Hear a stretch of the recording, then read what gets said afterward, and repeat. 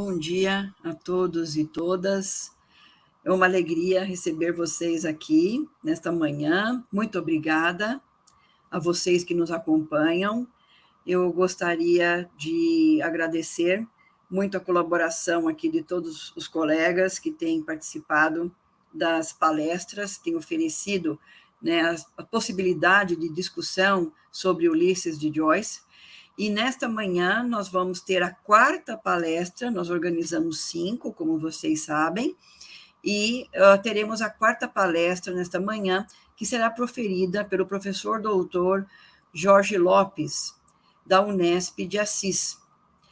O professor Jorge tem experiência na área, né, de literatura inglesa e também de literatura irlandesa. Foi membro da ABEI, da Associação Brasileira de Estudos Irlandeses, e hoje participa aqui conosco, nos dá a honra e o privilégio, né, de podermos ouvir, né, o que ele tem a compartilhar conosco a respeito da leitura dele sobre Joyce, sobre Ulisses especificamente, e também alguns aspectos do capítulo designado para a Unesp, o capítulo ou episódio, como preferirem, né, 10, Rochedos Errantes. Eu quero agradecer mais uma vez a presença de todos aqui e todas essa manhã, e a colaboração do professor Jorge, que tanto nos honra nesta manhã. Muito obrigada, professor. Passo a palavra ao professor Jorge.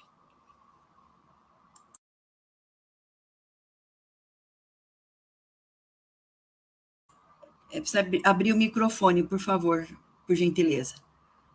Obrigada. Obrigado. Então, muito obrigado, professor Gisele, por essas palavras tão carinhosas de apresentação. E agradeço o convite que foi feito através do Guilherme, nosso ex-aluno aqui da Unesp, e fico muito honrado em participar desse evento, né? E também muito agradecido no sentido, pela oportunidade de reler o Ulisses, né, com mais cuidado, mais atenção, né? Que é sempre uma leitura muito desafiadora e exigente, em certo sentido. Eu estava comentando com a professora que eu tinha deixado um pouco de ler Ulisses, por uma razão, né, porque ele é muito antirreligioso, em certo sentido, que estava me perturbando um pouco. Aí eu voltei a ler, né, mas é sempre um prazer, e no fundo também é muito divertido ler Ulisses, que ele tem um humor assim, muito perspicaz, assim, uma sutileza, etc. Bom,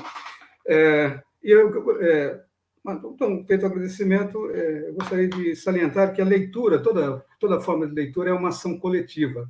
A leitura nunca é individual, né? A gente lê e gosta de comentar com alguém que a gente leu, ouvir a opinião do outro a respeito do livro que foi lido, falar das partes mais interessantes que a gente gostou, e esse tipo de, né?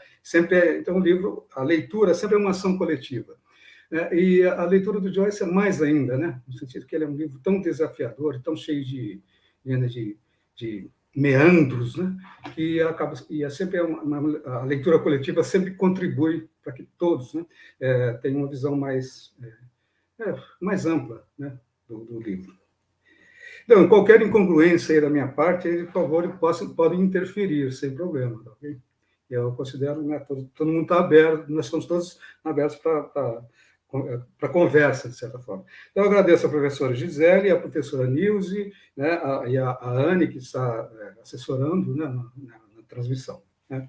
Então, eu vou começar a minha fala, inicialmente, comentando um pouquinho sobre a questão do Ulisses como livro, né, como produto editorial, no certo sentido, né.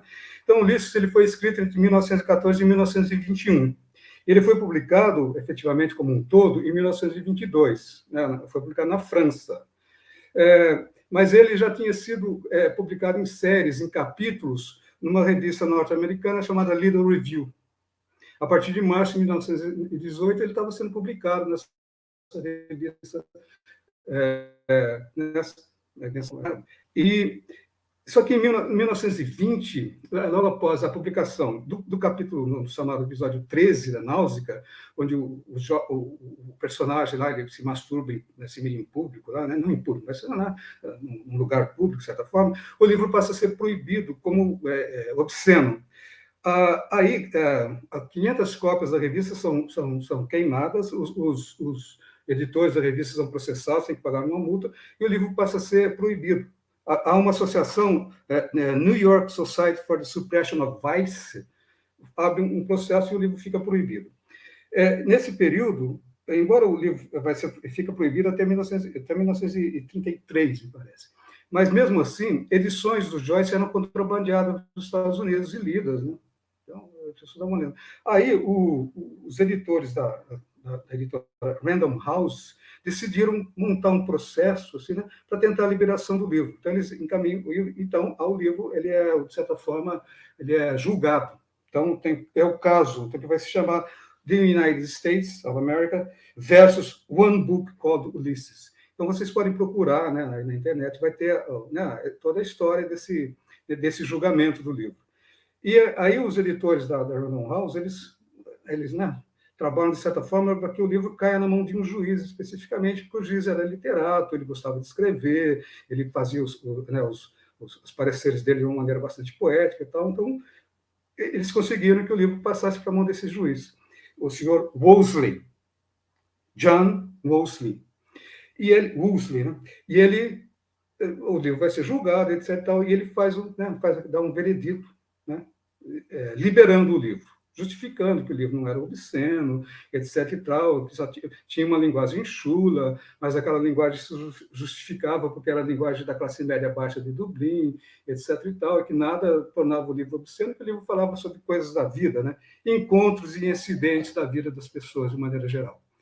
Né? E que a questão da obscenidade era porque se crianças ou jovens lessem o livro, eles podiam ser influenciados. Mas o livro não era para criança nem para jovens, assim, né? O livro era para adultos, né? E, enfim.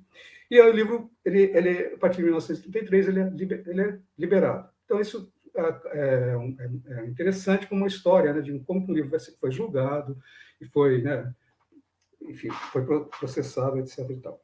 Há uma observação interessante no parecer do juiz, que ele fala também que todo esse evento, toda essa vivacidade que tem no livro, né? Toda a questão da sexualidade, né? Mas toda essa vivacidade, esse amor pela vida que tem no livro, há de se considerar, porque o livro acontece dentro de uma sociedade celta na primavera. Então, interessante saber por que, né? O que ele, talvez esse juiz seja protestante, não sei, mais conservador, mas, enfim, né, o que teria a ver essa sociedade celta com a primavera? Então, para a gente conversar aí também. Né? Bom, enfim, o livro, então, ele é liberado em 1933, né? Ele passa por um julgamento que passa por 3 juízes, 2 juízes aprovam e um juiz não aprova o livro. Bom, então o livro passa a ser né, de alcance a todos. Né? Bom, então um pouquinho sobre esse livro, eu vou falar um pouquinho sobre o Joyce, num outro sentido. Bom, o Joyce, ele é um... Né, o importante é que ele tem formação jesuíta, né? Ele tem formação católica jesuíta. Isso é importante a gente notar, porque toda a obra dele envolve essa questão dele com os jesuítas, né? Ou especificamente com relação à religião católica, o cristianismo em geral e o protestantismo em geral, e tudo que diz respeito à questão da religião. O Joyce, ele vamos dizer, é claro, tem que ser, né, um grande humanista, né? Né? Ele é universalista no sentido que ele tenta né, a noção de nacionalidade para ele não é tão importante, né? É a noção mais do ser humano universal. E nesse sentido ele é libertário também, né? É uma literatura libertária. É um livro ele é questionador e provocador, mas nesse sentido também a partir da leitura dele a gente carrega um aspecto de liberdade, né? De libertação, de libertar.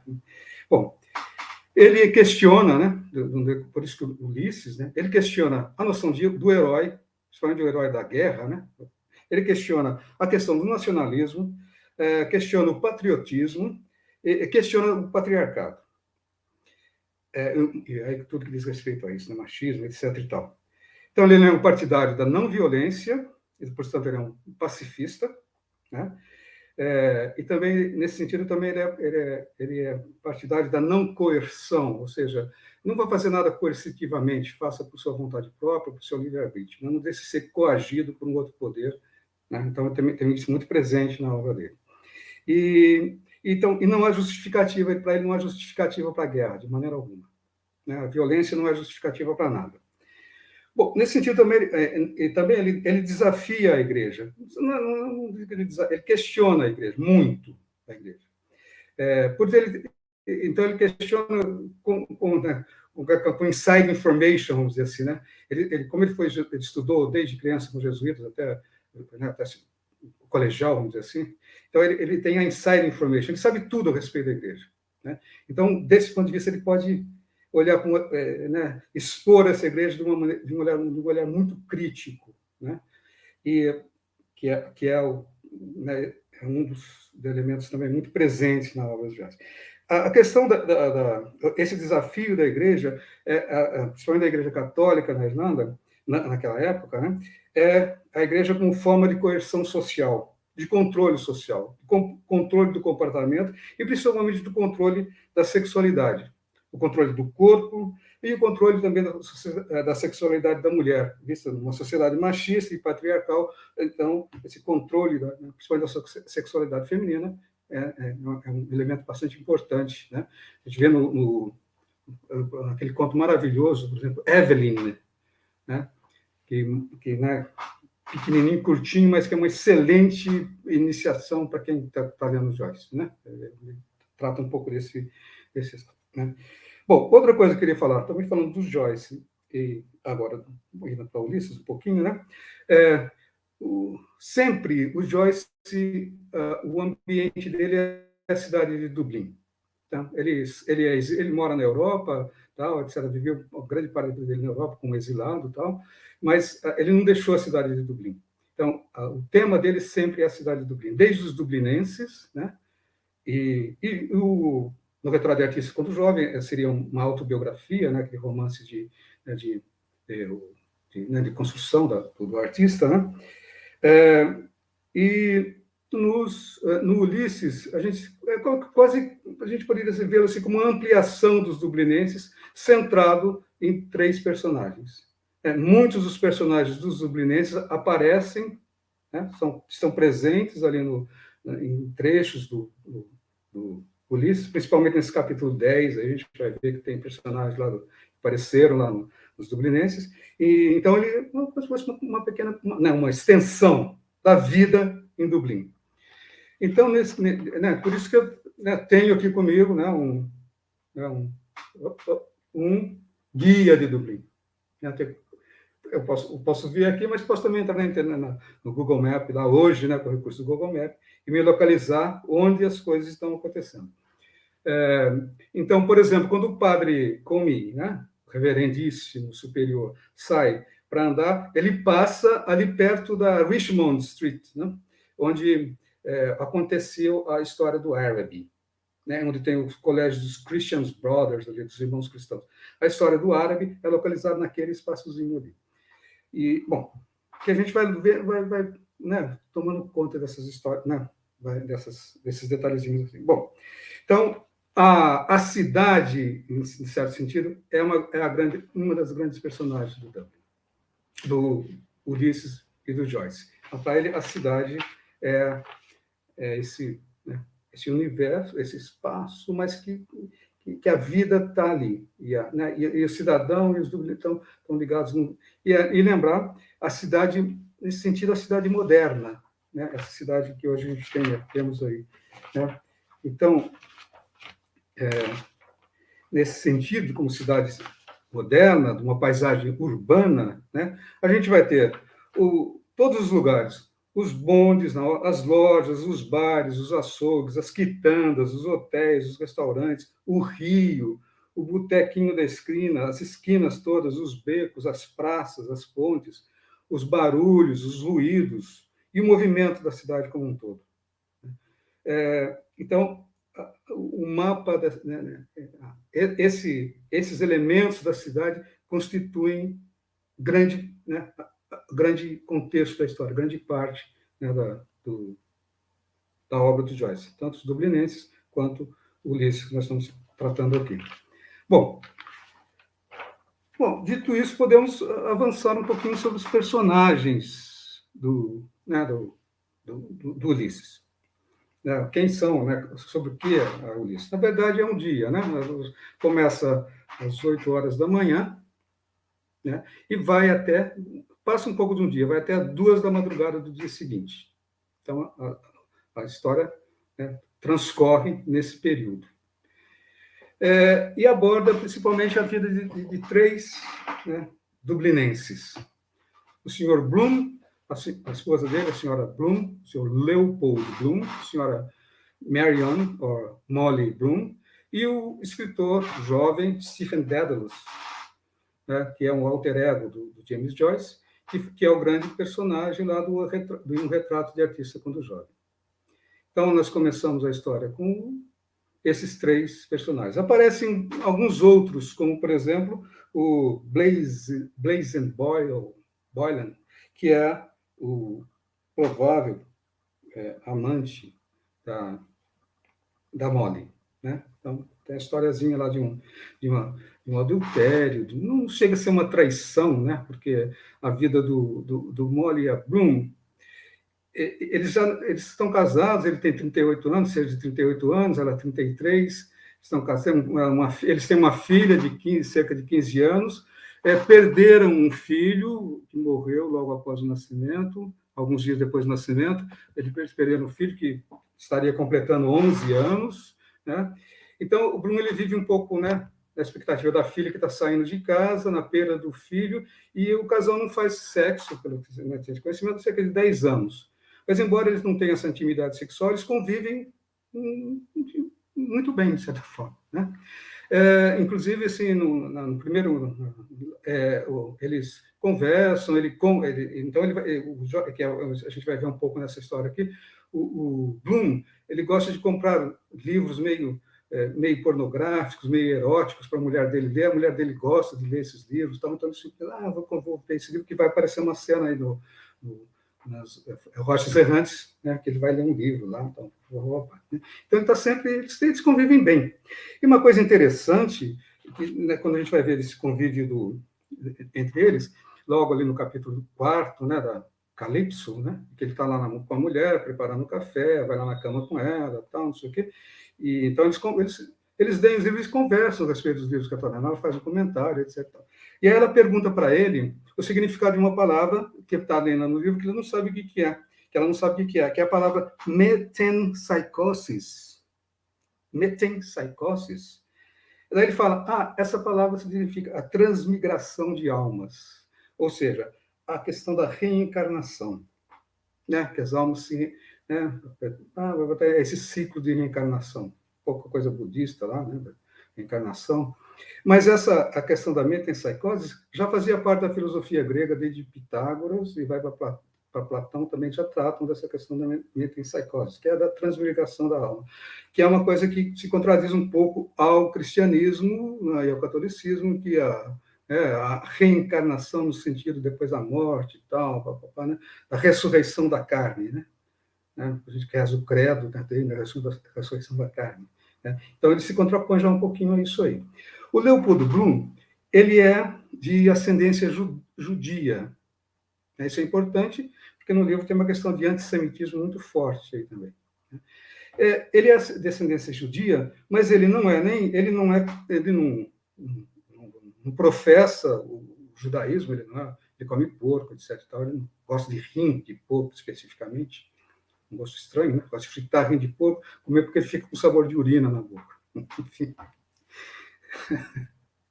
E, bom, ele não é católico, ele não é protestante e não é judeu, né? E como ele também não sei se ele é ateu, não fica muito claro isso e tal, né? Então ele consegue, não sendo nada disso, ele consegue olhar isso de uma certa distância e fazer comentários bastante críticos, bastante pertinentes ao catolicismo, aos ritos do catolicismo, a questão do protestantismo, e é sempre, também tem muitas menções a tradições judaicas, ao comportamento judeu, etc. E tal. Bom, então o Bloom é esse personagem aqui, mas ele é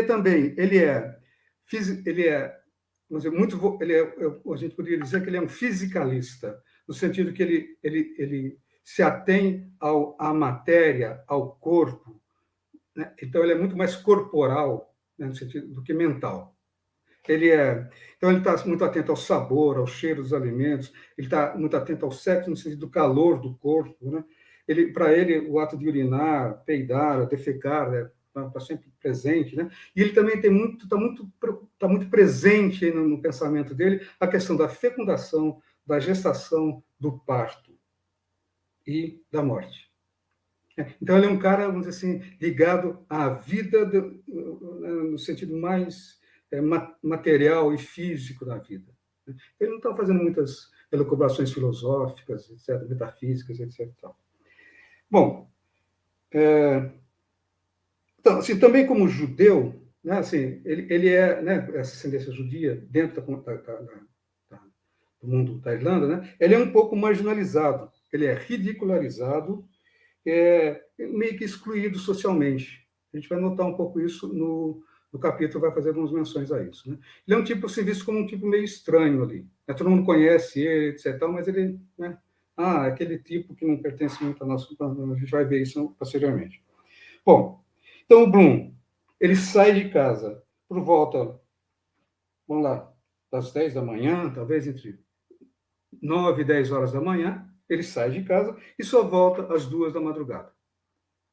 Tá? Então, ele passa o dia fora de casa, perambulando. Ele vai tomar banho, ele vai numa farmácia comprar perfumes para a mulher, depois ele vai no enterro, depois ele vai num jornal, depois ele vai na biblioteca da cidade, depois ele vai almoçar, depois ele fica perambulando pela cidade, depois ele vai para um outro bar. Tá? E à noite ele vai, no final da noite ele vai tá lá na rua dos bordéis, tal, etc. Vai no bordel, ele tem uma alucinação lá e volta para casa junto com o Stephen Dedalus, volta para casa por volta da 1 da manhã. Bom, então falar um pouquinho sobre o Leopoldo. Importante aqui, ele é judeu, meio marginalizado, mas não é nem cristão nem católico, ele não é nem católico nem protestante e muito menos judeu. Bom, falar um pouquinho sobre o Stephens. Eu devia ter falado sobre ele antes, mas enfim. Stephens, ele é um jovem de 22 anos, é um intelectual, um literato, tem uma educação jesuíta, ele é muito, muito, muito culto, né? Assim, ele leu lá filosofia antiga, filosofia da Idade Média, leu os filósofos árabes, leu Thomas, o Tomás de Aquino, que é o grande filósofo para ele, etc. E, bom, ele recém-formado, né, saiu, está meio perdido, não sabe mais ou menos o que faz, aí está de manhã lá na casa, meio que com os colegas, ele mora lá numa torre e tal, com um colega dele, estudando medicina, e um inglês importante, depois a gente falar da presença dos ingleses na vida dos irlandeses e do Joyce, e ele está em luto pela morte da mãe, então ele está em preto, provavelmente toda a história ele está em preto. Lembrar também que o Ulisses também está em preto, né, porque ele tinha ido a um funeral, então os dois estão em roupas de luto, né, na história toda. Ele é um pouco de um sem-teto, porque ele saiu da torre, não tem para onde ir, entregou a chave da torre para o amigo dele, para o Buck Madigan, e, bom, ele está lá meio sem teto, sem moradia fixa e está perambulando pela cidade. No segundo capítulo, ele aparece, né, o Stephens aparece logo no primeiro capítulo, que é do Telêmacos, né? Logo no primeiro capítulo, ele é o Telêmacos do Ulisses, do Homero. Ele meio sem teto, ele é extremamente, né, está sempre divagando, ele está sempre no mundo da filosofia, né, andando pelos ares, com os olhos fechados para ver o que acontece, e pensando o que queria Aristóteles a respeito disso, etc. e tal. Então, mas ele também é muito frágil e inseguro, né, então, né, ele se deixa dominar pelo Buck Mulligan, né, ele dá o dinheiro dele para o cara, enfim. Bom, então ele está sempre lá entre os teólogos, os hereges, e sobre a realidade da percepção, etc. e tal. Então, ele aparece nos 3 primeiros capítulos do livro. Né? Na torre, no segundo capítulo ele está na escola, né? Ele está dando aula, né? E no terceiro capítulo ele está na praia, meio que divagando lá na praia, andando meio sem rumo lá na praia, né? Pensando na vida, vamos dizer assim, né? O que queria fazer, etc. e tal. Se ele vai visitar a tia, se ele vai para algum lugar, porque lá por volta do meio-dia ele vai fazer uma palestra sobre Hamlet na Biblioteca Nacional. Então ele tem uma fixação por Hamlet. Então, aí tem essa questão de pai, filho, a relação pai e filho é importante para o Stephen. Também é importante, né, pai, criador, etc. Então, enfim, então essa é uma coisa importante para ele. Então, ele está meio sem pai, né, no certo sentido, porque ele saiu de casa. Né? Bom, eu vou citar aqui duas menções, né, que aparecem no primeiro capítulo, que podem esclarecer um pouco assim, quem é o Dédalus, né, o Stephen. Eu vou fazer a citação aqui em inglês, ela não é muito longa. Então, o amigo dele, o chama de Kinch, né, o Buck Mulligan trata o Stephen como Kinch. Ele, logo no comecinho, ele fala assim, fearful Jesuit. Ele chama o Kinch, né? Fearful Jesuit. Então, ele sabe que o Dédalus tem essa formação jesuíta muito forte, e isso é muito, né? De certa forma, causa um transtorno na vida do Dédalus. A outra frase esse aqui é muito interessante, que o Bug Marlan fala para o Dédalus. You have the cursed Jesuit strain in you. Only it's injected the wrong way. Muito legal essa frase. Né? You have the cursed Jesuit strain in you. Only it's injected in the wrong way. Fabulosa a frase. Bom, aí, para entender um pouco do livro posteriormente, o Steven, né, reclamando, conversando lá com Heinz, etc., isso no primeiro capítulo, né, ele vai falar assim, né, ele vai se declarar da seguinte forma: I'm the servant of two masters, one English and an Italian. Os caras perguntam para ele, como assim? Se você está submisso a dois senhores, né? Um inglês e um italiano. Ele fala assim, the Imperial British State and the Holy Roman Catholic and Apostolic Church. Então, para o Joyce, essas são as duas forças né, de coerção que mantêm a Irlanda num estado de paralisia. Então, toda a obra dos Dublinenses, isso está claríssimo, e aqui, né, bem claro, né, lá começa com a morte do padre, etc. Tal, né, do The Sisters, né, então isso aí está bem claro, né, que a Irlanda se diz submissa ao poder do Império Britânico, ela é uma colônia, e ao poder da Igreja Católica Apostólica, né, de Roma. Bom, então, vamos dizer, vai criando esse contexto, né, que a gente vai ver bem claro lá no capítulo que a gente tem aqui, né, que é o das rochas. Bom,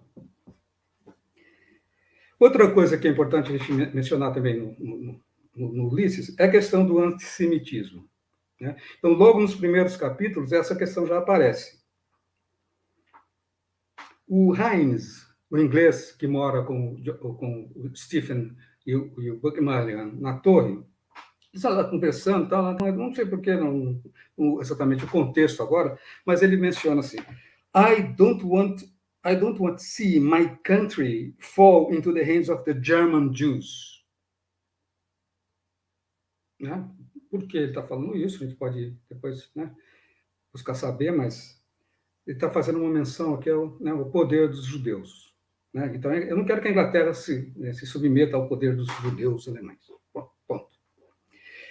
Bom, no segundo capítulo, né, quando acho que é o Nestor, o Joyce está lá com o professor, né, na escola, dando aula, depois ele vai receber, né, ele dá aula, depois ele dá, né, você dá aula, ele vai receber, ele vai conversar com o diretor da escola, o senhor Deasy, né, e conversa sobre, né, vocês católicos gastam dinheiro, vocês não sabem guardar dinheiro, tal, não sei o quê, né, a questão monetária, né, protestante, a questão monetária, né.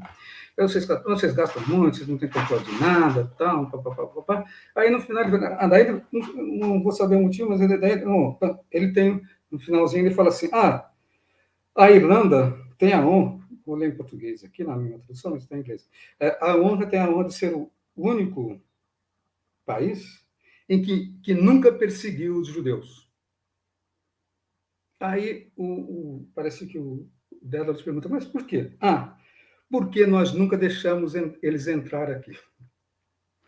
É uma piada, mas de certa forma mostra esse antissemitismo que está muito presente na sociedade. E o Bloom, ele de certa forma, né, sofre muito, né, esse preconceito e, portanto, ele é um tanto marginalizado ali na escola, né, entre os colegas. Todo mundo faz piadinha dele, todo mundo olha ele de longe, fala uma coisa ou outra a respeito dele, etc. E tal, né? A gente vai ver isso também presente no capítulo das rochas errantes. Bom, então eu acho que está uma apresentação bem rápida, sucinta. Eu acho que a gente levantou os pontos assim mais, talvez, importantes que ajude a gente a aprofundar a leitura do livro e do capítulo que a gente tem aqui em mente. Antes de eu falar do capítulo, vamos voltar um pouquinho à questão das cidades, né, da cidade moderna, né, que é a cena né, importante, né? Eu queria chamar a atenção, antes de entrar especificamente no capítulo, alguns fatores que tem nessa cidade que Joyce retrata ali no capítulo. Então, ele coloca na história, faz parte da história, as manchetes de jornal do dia, né? Lá do jornal.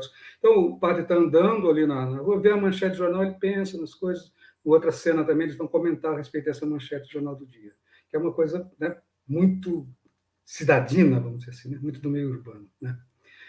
Outro fato também que está presente em relação a isso é que os cartazes, né, que estão divulgando shows, que estão divulgando peças de teatro, etc., também fazem parte, né, estão presentes ali na história e, de repente, também são elementos que contribuem assim, para criar um certo clima, né, da história. Né? E para chamar a atenção de um personagem a certa situação, etc. Então, e esses... eu vou já mencionar esses dois cartazes aí, porque eles são importantes aqui no meu ponto de vista. Né? Então, um é o do senhor Eugene Stratton, que era um cantor, né, esses cantores brancos que se pintam de preto, né? Isso já é uma presença da cultura norte-americana, olha que interessante, né? Presença da cultura norte-americana que está adentrando a Europa. Isso a gente pode ler de um outro, também né? Tem umas outras leituras aí, né? Como é que essa cultura norte-americana popular, né? Já afro, né? Misturada com branco, né? Ela começa a penetrar, né? No continente europeu e lá na Irlanda. Então, o senhor Stratton, ele está lá sorrindo dos cartazes, o senhor Stratton sorri para as pessoas, né? Então, o senhor Stratton aparece, né, em dois lugares. Também aparece na história o cartaz da Mary Kendall, né, que é um cartaz de uma peça de teatro, talvez, né, uma moça lá, que, né, a fotografia dela vai aparecendo assim, na cidade, tal, e tem várias menções a ela. Várias pessoas veem a Mary Kendall e, de certa forma, olha, a Mary Kendall, não sei o que. Então, a Mary Kendall é descrita, inclusive, na tradução do português, como uma soubrette. Uma soubrette. A gente pode depois procurar ilustrações aí, que vocês vão se surpreender. A soubrette seria uma personagem de uma peça cômica, talvez, né? Uma empregada, uma serviçal, tipo que, né, pode ter uma conotação meio erótica, meio de arranjar serviço, até como se a gente pensasse um pouco lá naquela criada lá da Julieta, né? Como a Julieta que arranja os encontros, tal, mas pode ser que ela tenha também favores sexuais, etc. Então, é uma figura meio, né? Vale, mas então ele faz questão de essa soubrette estar aparecendo em vários episódiozinhos lá das rochas errantes. Outra coisa que eu queria destacar, antes também de entrar nas rochas errantes, como um todo, senão depois eu me perco lá, é os Hellys, H-E-L-Y-S, né, apóstrofe S, que são esses 5 cidadãos, né, que estão andando pela cidade, uma espécie de uma cartola gigante, assim, com essas letras escritas em cima, tal, né, estão circulando pela cidade, de um lado para outro, tal, fazendo propaganda, né, da loja Hellys, que é uma loja né, uma espécie de uma papelaria. Parece que até que o senhor Bloom trabalhou lá, etc. Tal, né? Bom, e também tem, no decorrer dessa história, a gente pode comentar um pouquinho mais, tem, sempre no decorrer da história, né, no fluir do capítulo, tem um barquinho lá, o skiff, né, como se fosse um barquinho de papel, mas não necessariamente, que é um panfleto que o senhor Bloom recebeu lá, 2 capítulos anteriores, lá nos Lestrigões, né? Ele recebeu logo no começo do capítulo um panfletozinho que fazia propaganda a propaganda era Elijah is coming, né? No fundo evangélico aí, né? Ele pega essa propaganda, esse panfletozinho, amassa e joga no rio. E no decorrer, né? Joga lá no rio essa bolinha de papel lá. E no decorrer das rochas errantes, essa bolinha de papel está se movendo pelo rio e vai aparecendo em diversos pedaços da história. O Elijah is coming, escrito de várias maneiras. Ele está em tal lugar do rio, ele está mais para frente, ele chegou lá perto dos tais navios, etc. E, de certa forma, denota o fluxo, né? O fluir. Né? É um conceito bastante interessante que depois eu acho para falar do fluir, né, da vida, o fluir do tempo, né, na própria hora ali, né? Bom, deixa eu ver essa questão do fluir, eu anotei aqui também. Então, agora vamos tentar voltar aqui centrar agora no nosso capítulo, né? Nós temos ainda dá tempo de falar mais um pouquinho, meia horinha. Então, antes de entrar no capítulo, eu vou fazer uma citação aqui de uma fala do Leopold Bloom, que aparece lá no Lestrigônia, né, no capítulo, 2 capítulos anteriores, né, onde ele está se preparando para ir almoçar, etc. Mas ele está passeando para a cidade, olhando as coisas, etc. E tal. Então, ele fala assim, de alguma forma ele fala, quando ele está querendo falar de poesia, né, que ele vê umas gaivotas, ele alimenta as gaivotas, ele tenta fazer um poeminha, tal, não sei o quê. Assim que se faz o poema. Ele também gosta dessas brincadeirinhas verbais. Assim, né? Mas no Shakespeare é diferente. No Shakespeare, the flow of the language it is. Não é rimado, não é nada, é the flow of the language. Então, ele tem essa percepção do the flow, o fluir, a língua como um fluir. Né? Isso é importante aí para mim. Né? E aí, nessas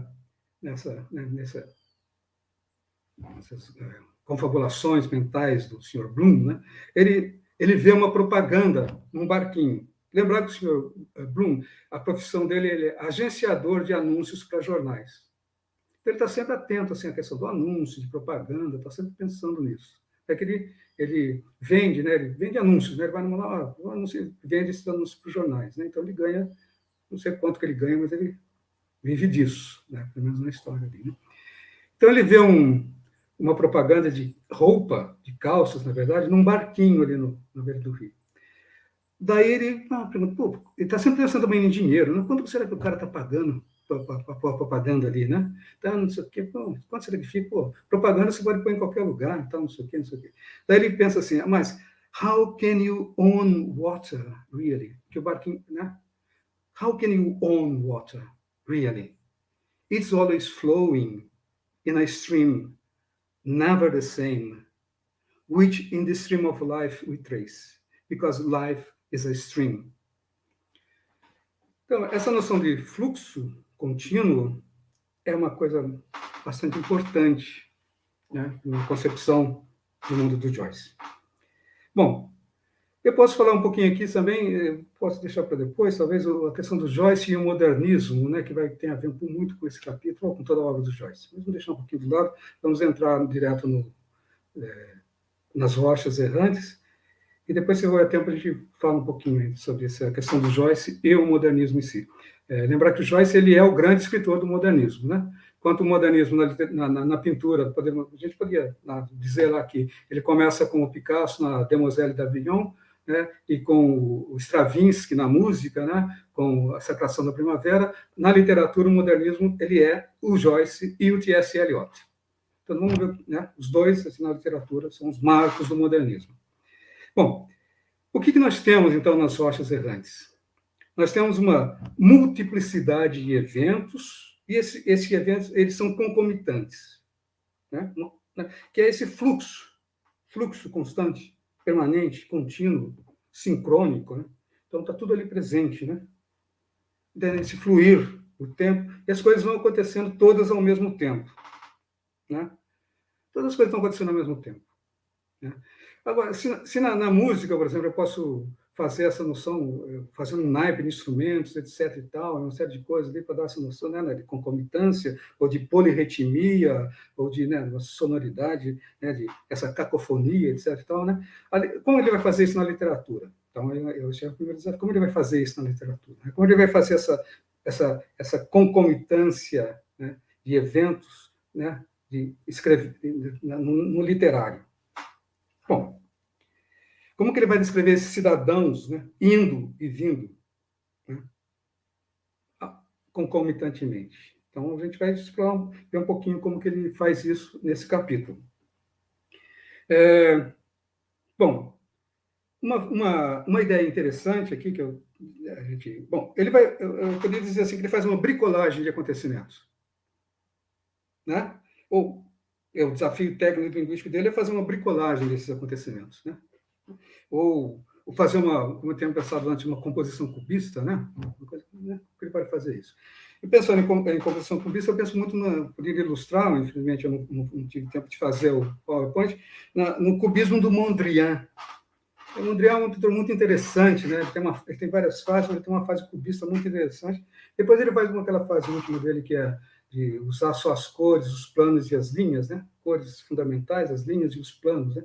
Então, de certa forma, ele sintetiza os elementos fundamentais da pintura, do quadro, naquilo, enquanto o Joyce ele amplia a linguagem até os limites possíveis lá no Finnegan's Wake. Bom, então a gente tem esse universo fragmentado, multifacetado, que é a que está lá. Bom, hoje, então, a gente podia pensar nas rochas errantes, né, como aquelas telas, né, das áreas, né, dos lugares de segurança de um prédio, por exemplo, né, aquelas telas imensas, que tem câmeras focalizando em diversos eventos do lugar, no elevador, na piscina. Então, essas câmeras isso está na tela ali né, da vigilância do condomínio, né, ou seja lá onde for, né, e que você tem cenas diferentes, né, eventos concomitantes de ângulos diferentes, né, que se interligam. Né? Então, isso são as rochas errantes, né, com 19 eventos, né, que se interligam. Né? Então, linguisticamente, como que ele faz isso? Então, isso que é o que a gente vai tentar explorar aqui, né, ou tentar verificar. Né? Como que ele faz essa multiplicidade de eventos na literatura, que ela flui, né, que ela é temporal, mas ela é também visual. Né? Então, como fazer, né, esse elemento? Principalmente a literatura. Né? A linguagem, né, mas você não pode... Bom, o que ele vai fazer aí? O que ele faz, assim, ele vai... Vamos começar aqui, um resuminho de cada capítulo, de cada cena, né, e dizer como que ele está construindo isso.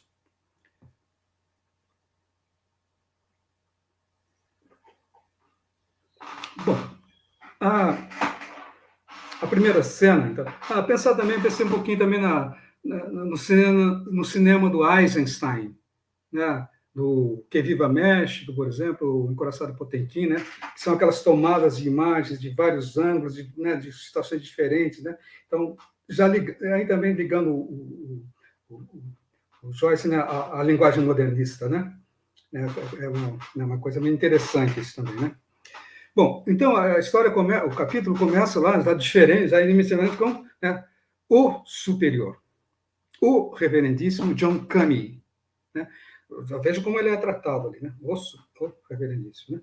Então, ele é um padre, né, um senhor, um reverendíssimo, tal, não sei o quê, que ele vai sair da igreja onde ele está, vai até um bairro mais distante, ao norte de Dublin, se não me engano, Artene, né, que ele vai lá buscar, ele está em uma carta de recomendação, né, do senhor Nollihan, que ele para um orfanato para atender, ou quem sabe colocar um menino, né, que ficou órfão, né, do senhor Dignan, que foi enterrado no capítulo 3. Não, no capítulo 5, 6, no Hades, né? Foi enterrado no capítulo 6. Então, né, na verdade, todo as vozes errantes também diz respeito a um pouquinho a esse menino. Então, a gente vai ver como. Né? Esse menino tem a ver ali na história. Né? Ele é uma espécie de um elo de ligação ali na história. Né? Porque ninguém faz nada, na verdade, no dia, se a gente for ver. A não ser o padre Kami, que sai em missão para entregar essa carta. Depois, um grupo de amigos do senhor Dignan que vão à prefeitura, né, ao City Hall, buscar, de certa forma, um auxílio para a família, etc. Então, né, e depois ninguém tem ação, assim, vamos dizer, que eu me lembre, né, quem sabe, mas assim, alguma coisa de útil fazendo no dia. Estava todo mundo desocupado ali, né? Enfim.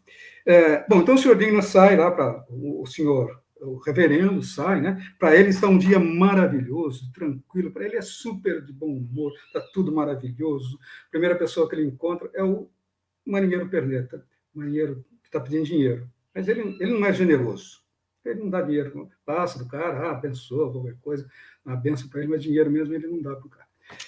E é interessante, bom, ele passa, ele encontra, a primeira pessoa que ele encontra é a mulher de um representante do governo da Irlanda no parlamento inglês. Ele cumprimenta, todo feliz, manda recomendações, como são seus filhos, como recomendações para o seu marido, lembre-se de mim para ele e tal, né? Todo lá ao lado do poder, né? Tudo, né? E vai passando, com o encontro dos cartazes, as pessoas, etc. E tal. Ele passa pela, né, na loja, na tabacaria, ele vê a manchete do jornal do General Scolan, onde houve uma tragédia, morreram não sei quantas pessoas. A gente vai ler a respeito da tragédia, todas as pessoas não eram católicas, eram protestantes. A gente fala, eles não, de certa forma, será que eles foram salvos e não receberam extrema-unção? Como é que fica isso? Está sempre pensando do ponto de vista do padre católico dos rituais da Igreja Católica. Ele passa pelo rio lá, vê uma barca, né, um barco com turfa, né, que é uma espécie de raízes né, de terra né, que é usada como combustível para aquecer a casa das pessoas muito pobres. Aí fala, olha a divina providência, como ela criou a turfa para aquecer a casa dos mais pobres, etc. Ele não está ligado nada com o pobre, ele não quer saber do pobre. Né? Bom, ele continua lá, etc. e tal, e sempre, um dia muito tranquilo, ele entra no bonde, vê as pessoas, aquela pessoa se confessa comigo, eu estou comendo aquela pessoa, sempre desse ponto de vista da igreja.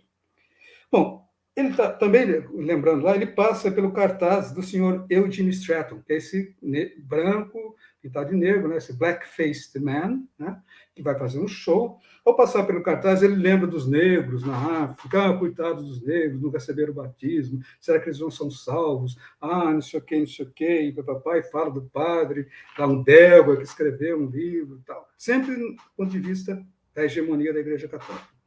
E ele continua passeando pelos lugares, nobreza, não sei o quê, sempre, né, se vangloriando da nobreza, ele sempre está do lado da nobreza e da classe dominante, vamos dizer assim.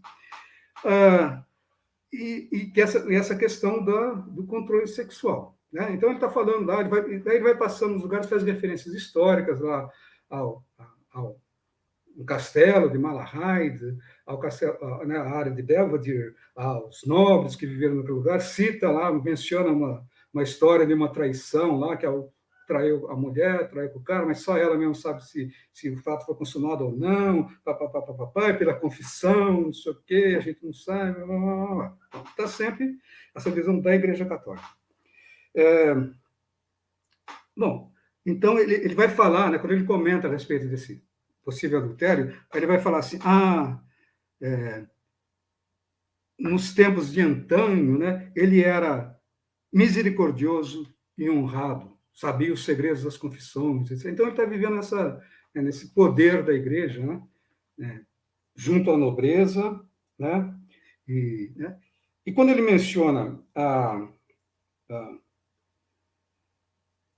o possível adultério lá na mulher, ele fala tempos antigos do baronato, ele sempre bom, ele vai falar assim, né, nessa questão do adultério, ele fala a tiranizante incontinência do ser humano, né, esse desejo,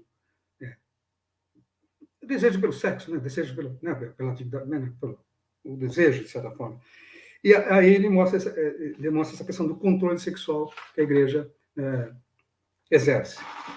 Agora, aí no final, ele caminhou, ele vê o perneta, vê as lojas que vendem comida, os açougues, vê a loja funerária e tal. Dessa loja funerária tá lá o senhor Corny Kelleher, que está falando com um soldado, e isso é mencionado durante a parada, a fala, né, o percurso do padre, né? E é o assunto do segundo capítulo, da segunda passagem. Então, o que o Joyce está fazendo? Ele está fazendo uma historinha aqui, e ele já está mencionando o que vai acontecer na próxima. Já está ligando o que vai acontecer na próxima. E isso acontece sucessivamente no decorrer dessas 19 episódios. Ele começa uma historinha aqui, menciona o que vai acontecer na próxima, que está concomitante. Conforme ele vai avançando, ele menciona o que vai acontecer na próxima e o que aconteceu antes. Então, ele vai criando esse entrelaçamento de acontecimentos com pequenas interpolações no meio do discurso corrente da história que ele está falando, do fato que ele está narrando. Ou seja, ele está narrando um fato, faz uma inserção do fato seguinte, dos personagens, alguma cena do fato seguinte, e aí, ou do fato anterior, que eles estão concomitantemente acontecendo. Isso direto acontece. Então, às vezes, você está lendo, mas o que está acontecendo aqui? Não, ele está fazendo menção ao episódio que vai acontecer lá no 18, já está mencionando aqui. E a gente vai ver isso constantemente no decorrer de todas as cenazinhas, né,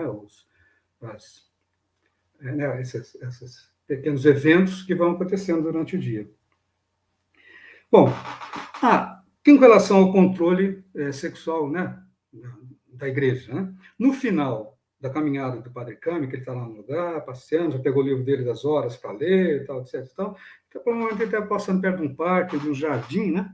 Daí sai lá um rapaz, todo tentando se arrumar a roupa assim, tal, põe o boné na cabeça e tal.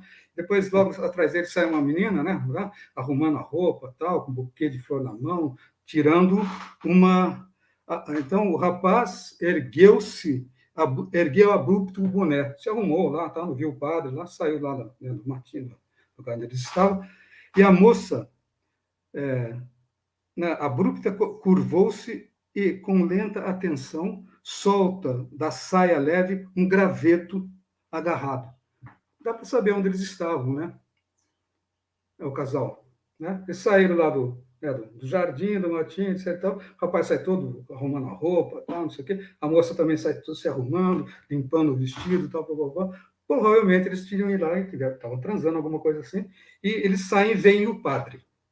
Isso é muito assim irônico, de certa forma, que o padre tem deseja ter todo esse controle sexual, né? Controle do comportamento, tal, da nobreza, etc. Ele está no final da coisa, ele é um dom, né? Ele é um dom, John Comey, né? E aí sai um casal de jovens ali que está se lixando, né, com esse poder da igreja. Né? Então, isso é bastante significativo. Então, ao mesmo tempo que Joyce ressalta esse poder da igreja, ele também está apontando que esse poder está em decadência. Né? Isso já aparece lá no The Sisters, por exemplo, na morte do padre, do Father Flynn. Né? Então, ele está sempre mostrando a igreja tem esse poder, mas ela já não é a igreja dos tempos do baronato, vamos dizer assim. Né? Que é a igreja do reverendíssimo superior John Comey. Bom, indo agora para o nosso... a segunda passagem, o segundo episódio. O segundo episódio está lá o senhor Corny Kelleher, ele trabalha numa funerária, né? Ele já foi visto, o padre já viu ele lá na funerária, quando ele passou perto da loja dele, perto da ponte. O senhor Kelleher está lá mexendo no livro caixa dele, e está mexendo na tampa de um caixão, olhando lá o caixão, etc. E conversa com um policial, o guarda 57C, o Fischel. O que é um indicativo disso? Aí, vamos dizer, o Corny Kelleher é um informante da polícia. Então, lembrar que a Irlanda vive essas questões de luta pela independência, etc., essa situação de conflito, inclusive um conflito armado, né, com atos depois de terrorismo, etc. Né? E então havia também esse clima de vigilância, né, da polícia sempre atenta. E o senhor Corny Kelleher também é visto como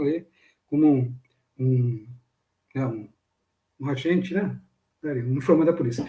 Bom, isso se contrapõe também assim, àquele dia maravilhoso do senhor Comey, né, ao ambiente de vigilância e repressão policial que a maioria dos cidadãos irlandeses está vivendo. né? Também já é um contraponto ali. Bom, no terceiro episódio, nós temos volta lá ao Marujo, né? O Marujo Perneta, que já apareceu lá no comecinho do Father Kami. Ele está pedindo dinheiro. Ele é aleijado, etc. Ele está próximo à rua do Joyce, do Joyce, do Leopold Bloom. Ele está próximo, ele está subindo a Eccles Street. Está próximo ali à casa do Ulysses e da Molly Bloom, do Leopold e da Molly Bloom. Ao mesmo tempo que ele está subindo lá, ele passa pela Kate e Dandy Daedalus, pela Kate e a Bold Daedalus, as irmãs do Stephen, que vão aparecer no quarto capítulo. Então a gente vai percebendo esse entrelaçamento de histórias, né? E essa concomitância de engraçadíssimo, eu acho, não sei, né, muito peculiar, o marinheiro inglês, né, que perdeu sem perna, para dinheiro, ele pede pela Inglaterra, for England, é o jeito de ele esmolar, né? Bom, ao mesmo tempo que o marinheiro aparece ali, né, a gente tem uma menção a um rosto branco, etc., que vai aparecer no episódio 8. Então, estão notando, então, essa bricolagem. Lá no terceiro marinheiro, ao mesmo tempo, o senhor O'Malley, o rosto maltratado de George O'Malley, ouviu o senhor Lambert, estava conversando com um visitante. Então, vai nos mandar lá para o episódio, a ceninha do 8. Então, a gente vai ver isso bem constante, né? Essa mudança de quadro, vamos dizer, de enquadramento na câmera. Ao mesmo tempo que o marinheiro está lá, a gente tem lá uma mençãozinha. Um cartão, apartamento sem mobília, escorrega da soleira e cai. Um braço nu, generoso, roliço, brilhou. Foi visto estendido de carpete na água branca e tesas alças de combinação. A mão de uma mulher lançou uma moeda. Então está fazendo uma descrição aqui, né? Braços nus, super generosa, né? Super, né?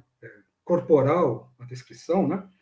Um braço nu, generoso, roliço, brilhou, né? A roupa, né? Carpete na água branca, alças da combinação, etc. Tal, né? Esse braço, a mão, joga uma moeda. Aqui, então, a senhora Molly Bloom está lá na janela. Então, na verdade, esse é o único aparecimento, assim, né? No decorrer dessa história toda, é um dos únicos aparecimentos da senhora Bloom, né? Assim, de corpo, vamos dizer assim, né? Ela está sempre presente, mas aqui que ela aparece corporalmente, vamos dizer assim, né? Lembrar assim que a sociedade irlandesa era machista, os homens sempre na rua, as mulheres sempre em casa, né? Ou no comércio e tal, né? Então a sociedade, os bares só as mulheres, etc. E tal, né? No final do século, começo do século XX, né? Então o espaço externo é masculino, né? Então o lugar da mulher no externo do mundo é restrito. Então, é uma marca de uma sociedade patriarcal machista, né? Bom, então, o Marujo, esse Marujo vai aparecer em outras cenas também. Em outros lugares esse Marujo aparece. Mas o importante aqui é anotar que essa questão da senhora Bloom, né, que aparece ali, a cena, a interpolação que remete ao episódio 8. Né? Bom, daí no episódio 4, a gente tem as duas irmãs do Daedalus, Katie e a Broody, chegando em casa, não sabe onde ela vem, elas só apareceram ali no capítulo anterior. Elas estão chegando em casa, a outra irmã dela está lavando roupa, na verdade ela está enxaguando as roupas numa panela, né? Talvez para ela esteja quente, está lavando roupa, e elas perguntam o que tem de comer, né? Tal, não sei o quê, que eles vieram com fome, isso aqui. E pergunta para ela, você conseguiu penhorar os livros? A família do Daedalus está penhorando tudo. O pai acabou com o dinheiro da família, então eles vivem quase na miséria. Né? Então penhoram os móveis, agora estão penhorando os livros. Né? Então tudo para vender, para sobreviver, buscar algum dinheiro.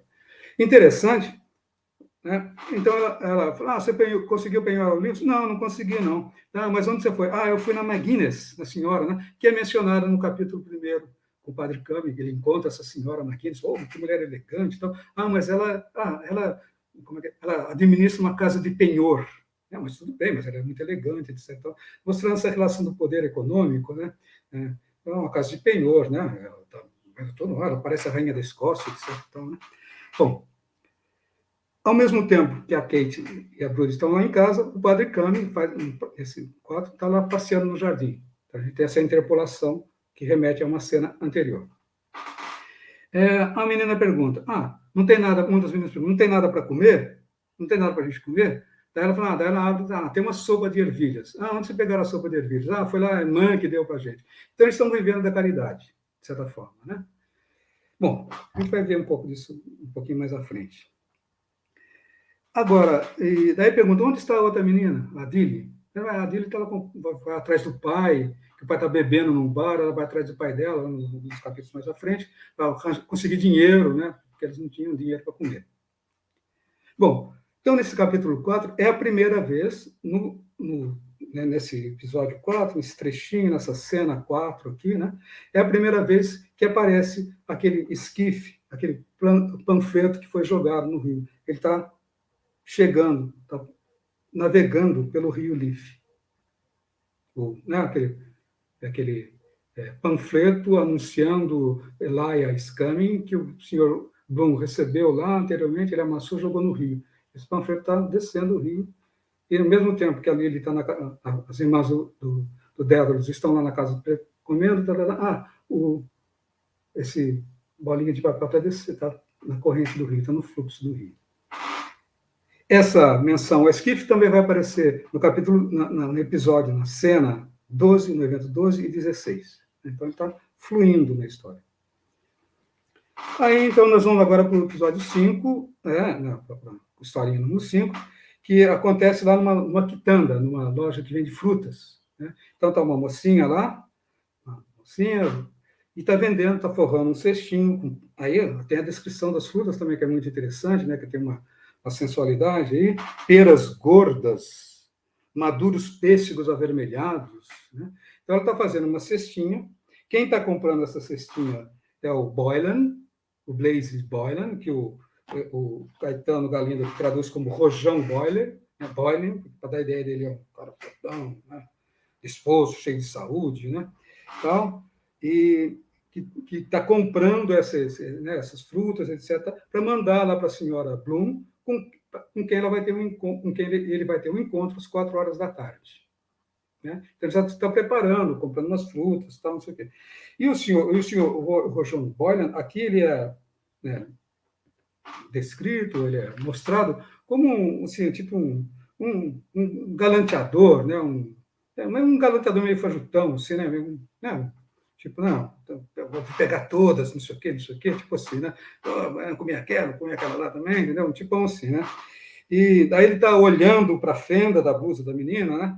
Ela fala, ela é uma franguinha nova, né? O vocabulário que ele usa é bastante, né? Aquela coisa toda, né?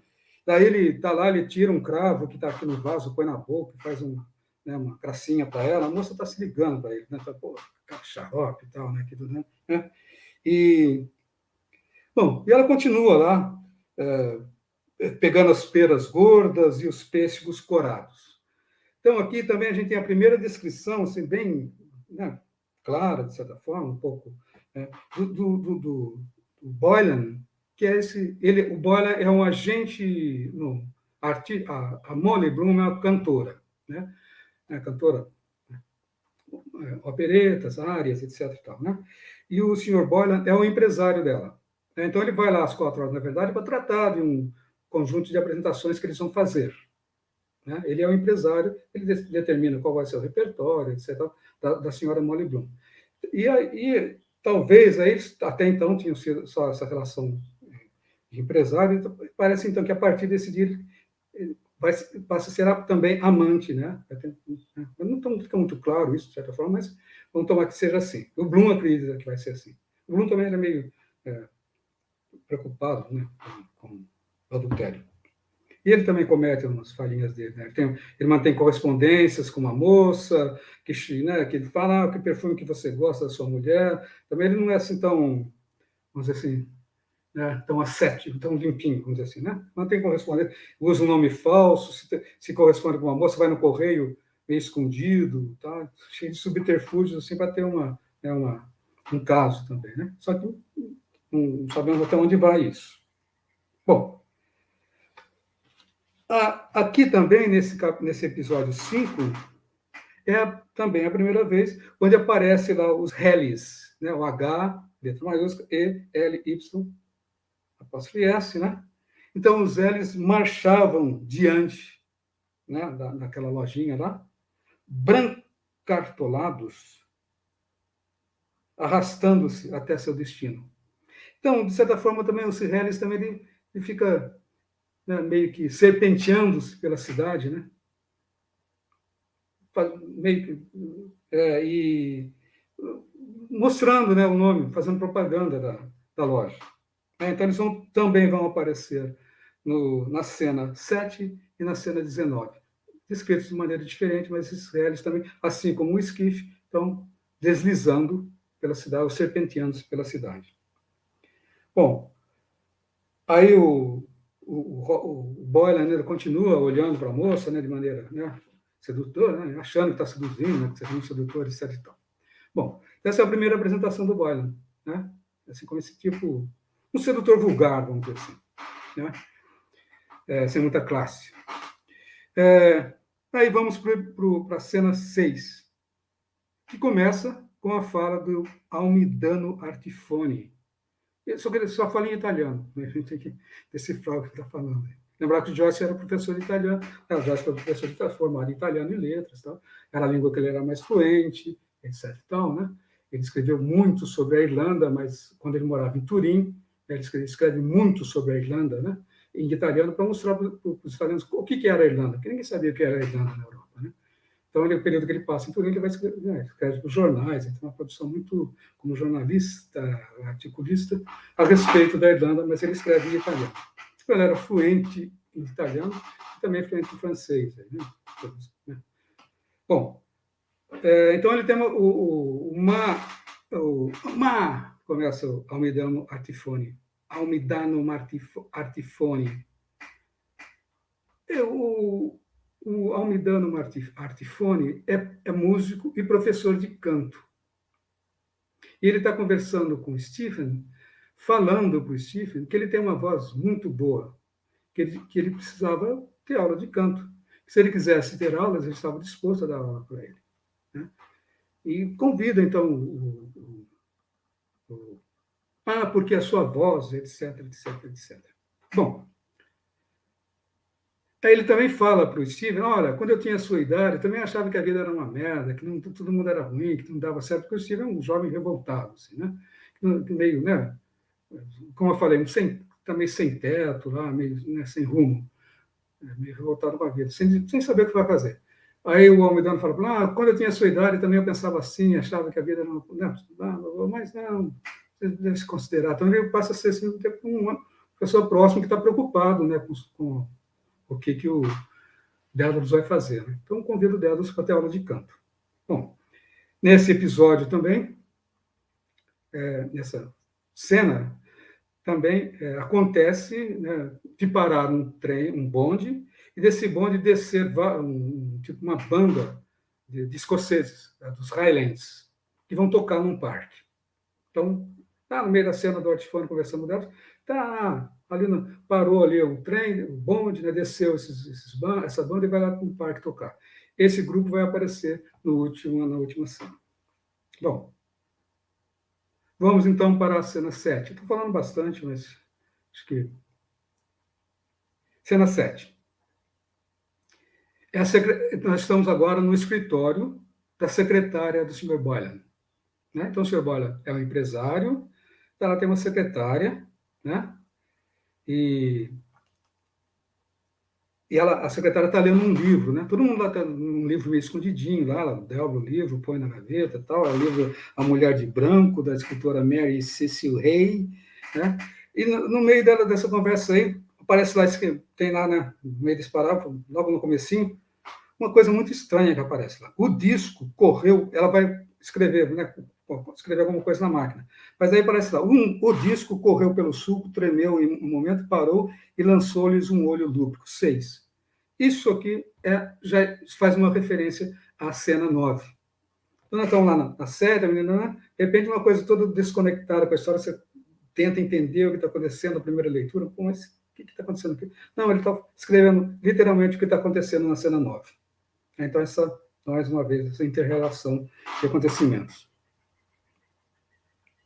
Novamente, aí a gente vê os Hellis caminhando, né? Entre a esquina, daí falando onde eles estão, etc. Eles guiam-se, arrastam-se, etc. E tal. Então, tem essa cena dos Hellis que está ali, né? A mocinha lá da secretária do Boylan vê isso passando. Aí, nós vamos ter a seguinte situação.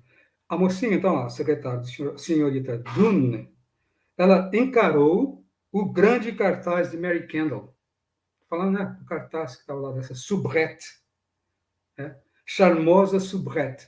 Sempre ela vai ser descrita como charmosa soubrette. Então, ela, com a saia meio levantada, dentro de uma posição ali meio, né, provocativa, dentro do possível naquela época, né?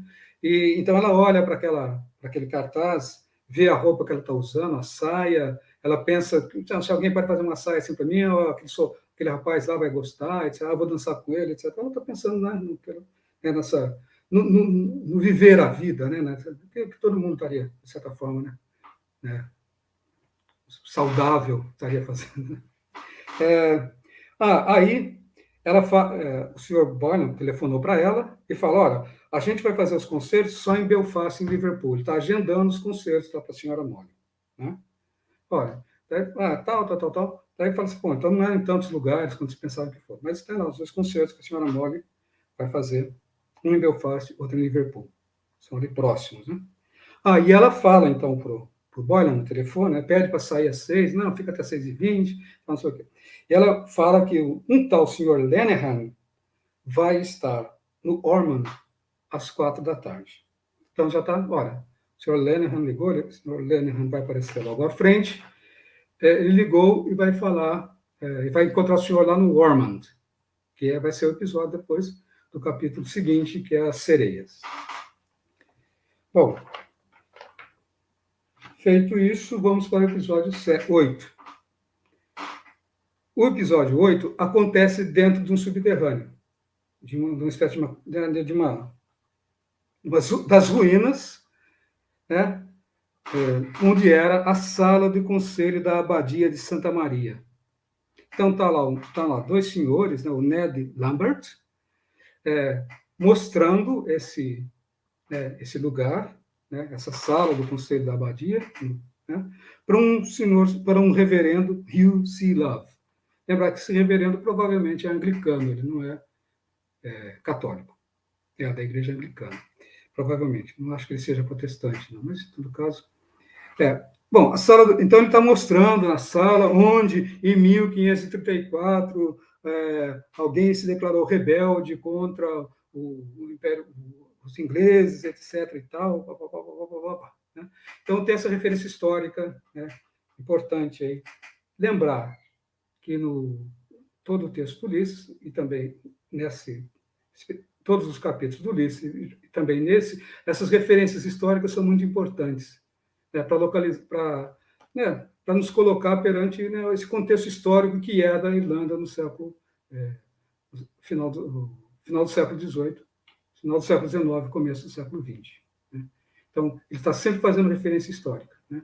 A questão das rebeliões, das guerras, heróis, ou rei, etc. Está sempre presente isso. E aí é uma outra... Né, é um outro estudo, vamos dizer assim. Né?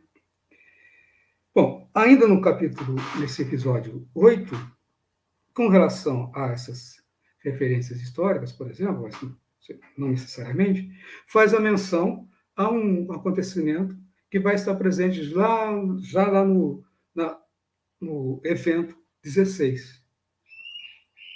Lá no Melinar aparece uma cara séria, uma barba em um olhar fixo, pendiam-se sobre um tabuleiro de xadrez. Quando a gente estiver lendo lá, na cena 16, a gente vai ver a menção. Quem que é essa cara séria, barba, olho fixo, que está olhando um jogo de xadrez? Né? Ele vai aparecer lá. Então, mas ele já Também, enquanto o senhor Lambert está fazendo essa perambulação pelo interior do chão da abadia, esse senhor estava jogando xadrez. Novamente, essa sincronia de eventos. O recurso, então, novamente repetindo, o recurso linguístico que o Joyce vai usar é interpolar uma narrativazinha com eventos de cenas anteriores ou posteriores. Só para ser repetitivo, mas isso vai ficar na leitura do texto ficando mais claro e ela fica muito fácil. Ela acaba sendo fácil, né? Porque você entende o que o cara está fazendo. Que talvez aí seja o lance mais fácil. Só um parênteses aqui, né? Lembrar que, conforme o guia de leitura lá, o que ele usa aqui é labirinto, né? Eu esqueci de falar, mas a ideia de labirinto, a cidade como um labirinto também, né? É bastante forte aqui no texto, né? Então, a cidade como um labirinto, as pessoas circulando por um labirinto. Outra coisa também que eu deixei de mencionar, mas ainda há tempo, a questão do espelho. Também tem muitas... o espelho refletindo imagens isso que é importante aí também para o Joyce. Então, dois elementos importantes, a ideia do labirinto e a questão do espelho, de visões paralelas de uma mesma cena. A gente vai ter essas, principalmente em episódios mais à frente aí das rochas. Bom, então estamos lá com o senhor Lenihan, desculpe, o senhor Lambert e o reverendo dentro de uma espécie de subterrâneos, de uma igreja, tal, onde tinha sido a abadia, onde tinha sido... E aí ele fala, é o ponto mais histórico de toda a cidade de Dublin. Essa abadia de Santa Maria. Então, uma referência histórica. E ainda, no finalzinho, ou no meio dessa peregrinação, dentro desses subterrâneos da abadia, além da menção ao cara, barba séria lá que está jogando xadrez, há uma menção ao fato interior. Aquela moça com lenta atenção soltou da saia leve um graveto agarrado. Aquela moça que saiu lá do mato com um rapaz que aparece na última episódiozinho lá do padre Camille, no começo, na primeira fase, aparece aqui novamente. Ou seja, no momento que o cara está lá na abadia, também está a mocinha saindo lá do mato, o rapaz, e também está o rapaz jogando xadrez lá no bar, tal lugar. Novamente essa bricolagem, essa colagem de coisas. Para o capítulo 9, para o episódio, nossa historinha 9, está lá, não entendi bem, mas tem um Tom Rockford, que está experimentando um evento que ele fez lá, que ele põe uns disquinhos, as coisas caem, marcam alguma coisa, sai um número e tal. Ele está mostrando isso para os amigos dele e tal, não sei o quê, que legal, papapá. Mas ali eles estão todos interessados, parece que eles são apostadores, eles estão interessados em corrida de cavalo, a conversa vai gerar um pouco em cima disso. Então, também tem essa questão de apostas em corrida de cavalo, que é também um evento que faz parte do dia 16 aí. Quem cavalo vai jogar, a dica que tal pessoa deu sobre tal cavalo, não sei o quê. Bom, agora então vamos... nesse cena 9 aqui, a gente vai ter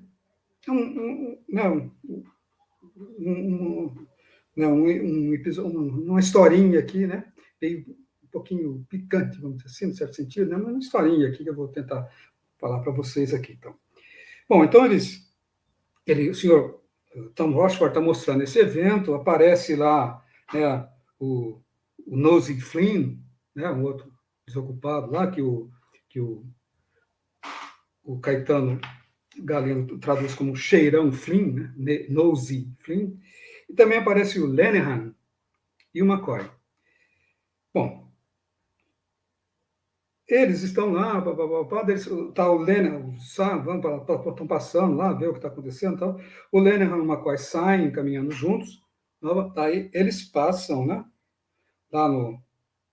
E, novamente, os dois veem a Mary Kendall, a charmosa soubrette, sorria para eles de um cartaz.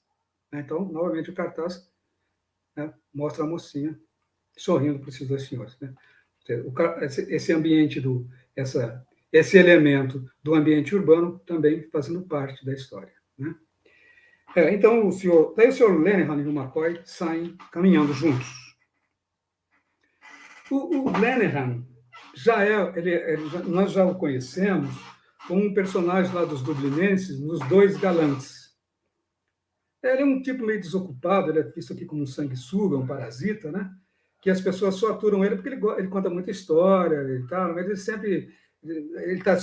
já foi totalmente descrito lá nos Dois Galantes, né? No capítulo, na historinha dos Dublinenses. Ele é um tipo que sempre se aproxima das pessoas para beber de graça e tal, mas todo mundo atura ele porque ele conta história, é meio divertido e tal, mas ele também é meio desocupado, trabalha de garçom, não sei o quê, enfim.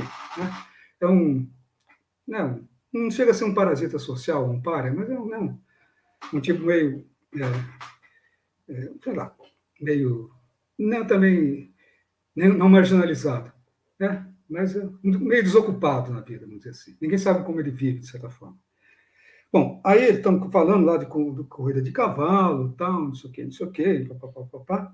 E aqui, então, nessa cena 9,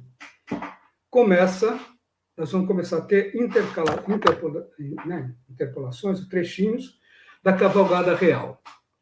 Então, a cavalgada real, né, ou o cortejo, do vice-rei, na verdade, da cavalgada do vice-real, né, eles são outro elemento que vai fechar a história, né, o labirinto, de certa forma. Primeiro abre com o padre, né, que sobe, faz um caminho, e depois com o cortejo do vice-rei, né, que faz um outro caminho, e no meio desse caminho fica a Eccles Street, né, que é a rua do Bloom, da Molly. Ou seja, os cidadãos de Dublin, né, eles estão cercados, de um lado pela igreja, do outro lado pelo poder britânico. A saída é o mar. O que eles fizeram, né? Os irlandeses, né? A diáspora irlandesa, né? Todo mundo se espalhou pelo mundo, principalmente nos Estados Unidos, né? Aqui para a América, para a Argentina, etc. E tal, né? Então, a diáspora irlandesa é um fato reconhecido. Né? Bom, eles estão, o Lenihan e o McCoy vão caminhando, saindo caminhando, e o Lenihan começa a contar a história, fala que o Tom Rochford é tipo um herói, né, ele tirou uma pessoa que tinha caído num bueiro, né, ele foi lá e salvou o cara caiu num bueiro na meio da rua, ele foi lá e tirou o cara, comenta do Tom Rochford, não sei o quê, ao mesmo tempo, os portões do parque abrem, né, para a caminhada, né, para a cavalgada real, vice-real, tá? E aí eles estão andando, o Lenihan fala assim, olha ele ali. Quem, né? Eles viram o Bloom desbilhotando um carrinho de livros perto de uma livraria, tipo assim, né? Tem um banquinho de livro, o Bloom está lá olhando os livros. Então os caras, olha lá o Bloom, olha ele ali. O outro fala, fica imaginando o que ele está comprando. Daí o outro fala, é o Leopoldo, ou o Brota o Centeio. Não, um apelido, né? As pessoas, da tradução aqui, né?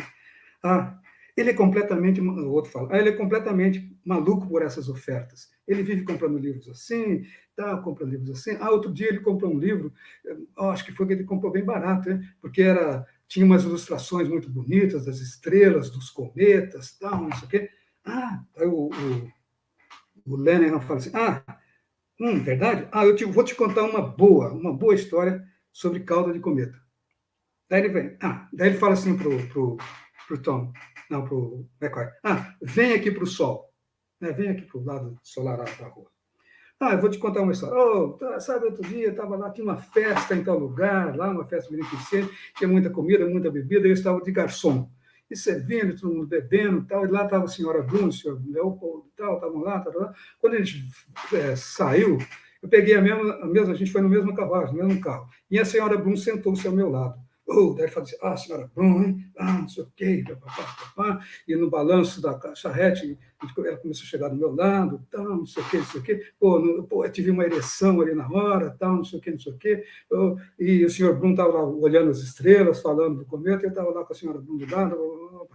Ele conta essa história assim, meio, né, que, orgulhoso, né, da senhora Blum, Aí o McCoy também era casado, e a mulher dele também cantava, etc. Ele fica meio incomodado com a história, né? E o Lenihan, como era meio puxa-saco, já muda completamente de assunto.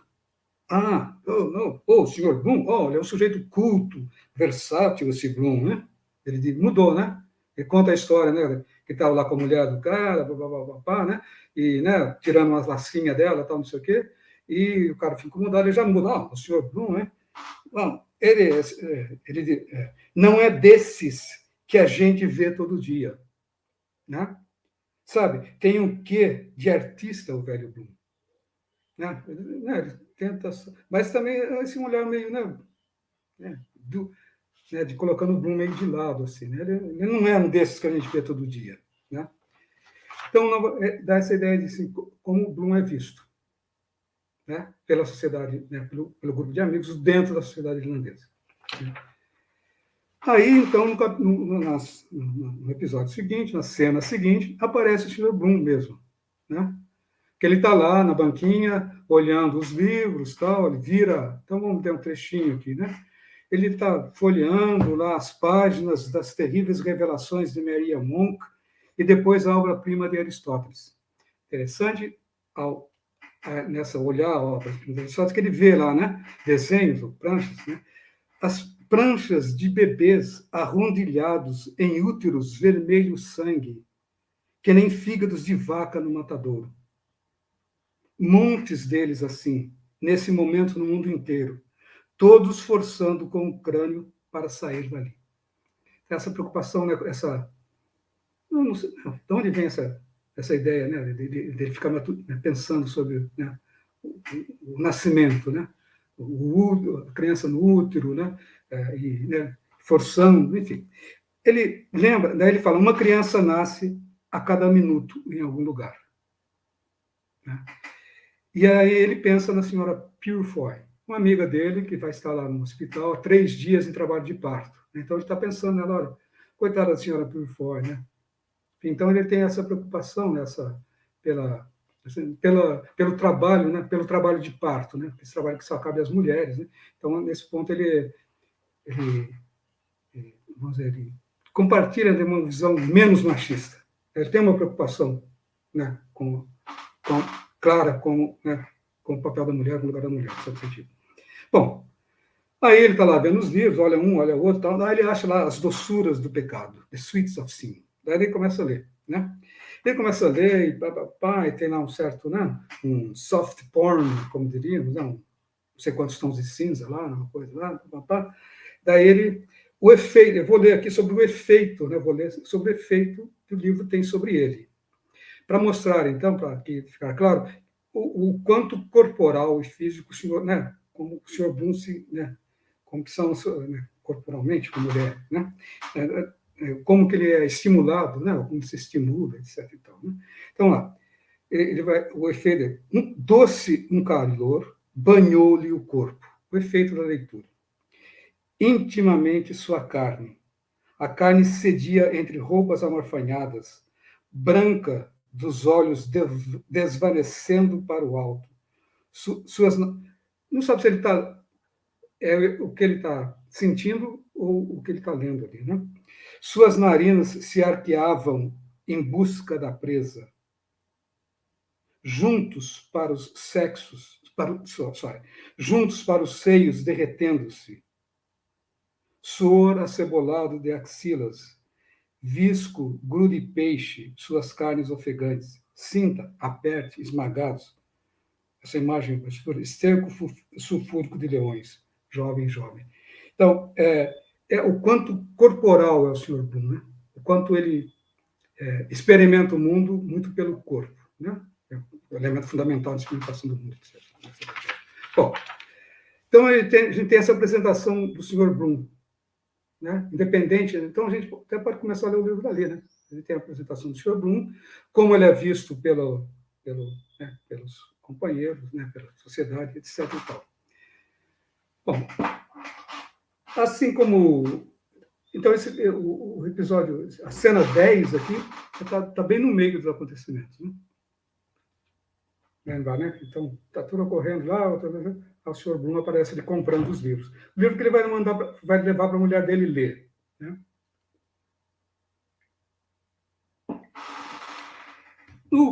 O episódio, cena 11, começa lá com um lacaio, né? Um porteiro batendo no sino, tal, não sei o quê, não sei o quê.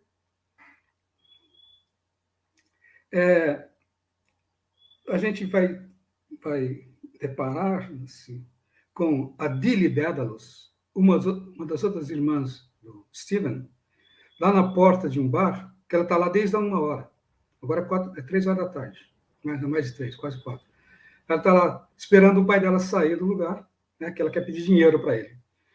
Então, o Simon Dédalus, ele é um beberrão, um fanfarrão e gastador de dinheiro. Né? Largou a família, né? Tem muita profissão, etc. E tal, né? Então, ela foi lá esperando ele sair para pedir dinheiro para ele. Então, a questão do dinheiro é importante. Né? E continua esse sino tocar, tal, não sei o quê. E a discussão é sobre o dinheiro. Ah, você vai me dar quanto? Ah, você acha que eu acho dinheiro na rua? Ah, procurei nessa rua, não tem. Vai naquela rua, ver se você acha. E ela acaba conseguindo tirar algum dinheiro na mão do pai dela. Né? O pai dela fala, então pega esse dinheiro aqui, vai comprar um leite e um biscoito para você. Né? Aí mostra novamente a situação de penúria da família, dos irmãos, né? Da família do Stephen.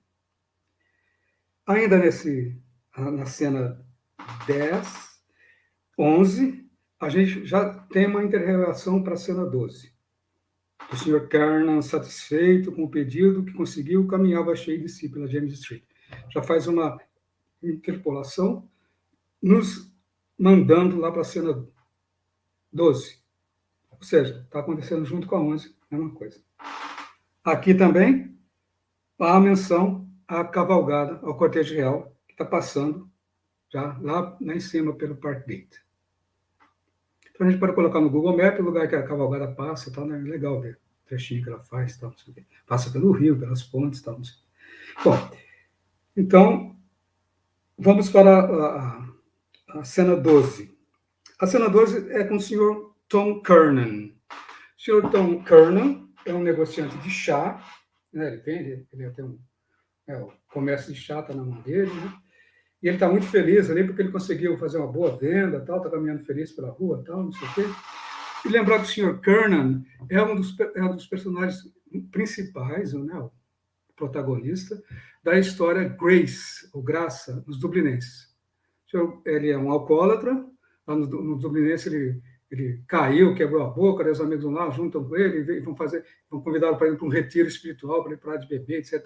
Só que o Sr. Kernan, ele tinha sido protestante, virou católico, mas não era um católico praticante, tinha uma coisa contra a igreja, talvez ele fosse católico por uma questão da mulher, etc. Mas, enfim, mas ele se mantinha protestante no comportamento e na maneira de ser.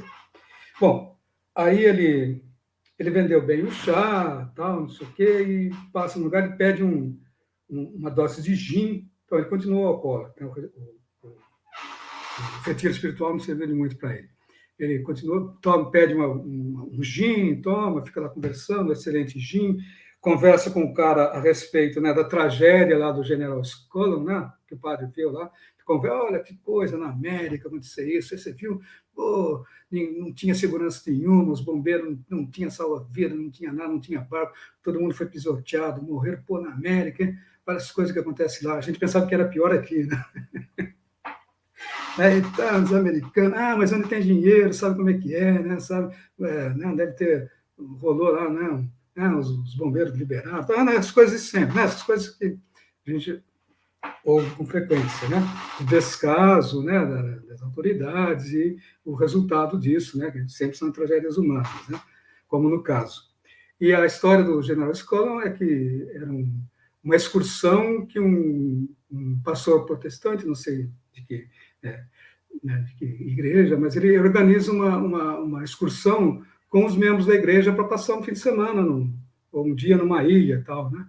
Então, vai estar inúmeras pessoas, né, que vão para, né, para esse passeio de barco, e o barco queima e morre a maioria das pessoas. Tal, né? Por isso que o Father Come, né, ele fala, olha, Lenos, coitados, morreram sem a extremunção. Né, sem a contrição final, mas talvez tenham tido um ato de contrição final, eles se salvaram, tal. Não, então, tem esses detalhezinhos aí com isso. Né? Bom, eles comentam, o Padre Come comenta o acidente do ponto de vista religioso, e eles comentam do ponto de vista econômico, né, né, que é diferente. Né?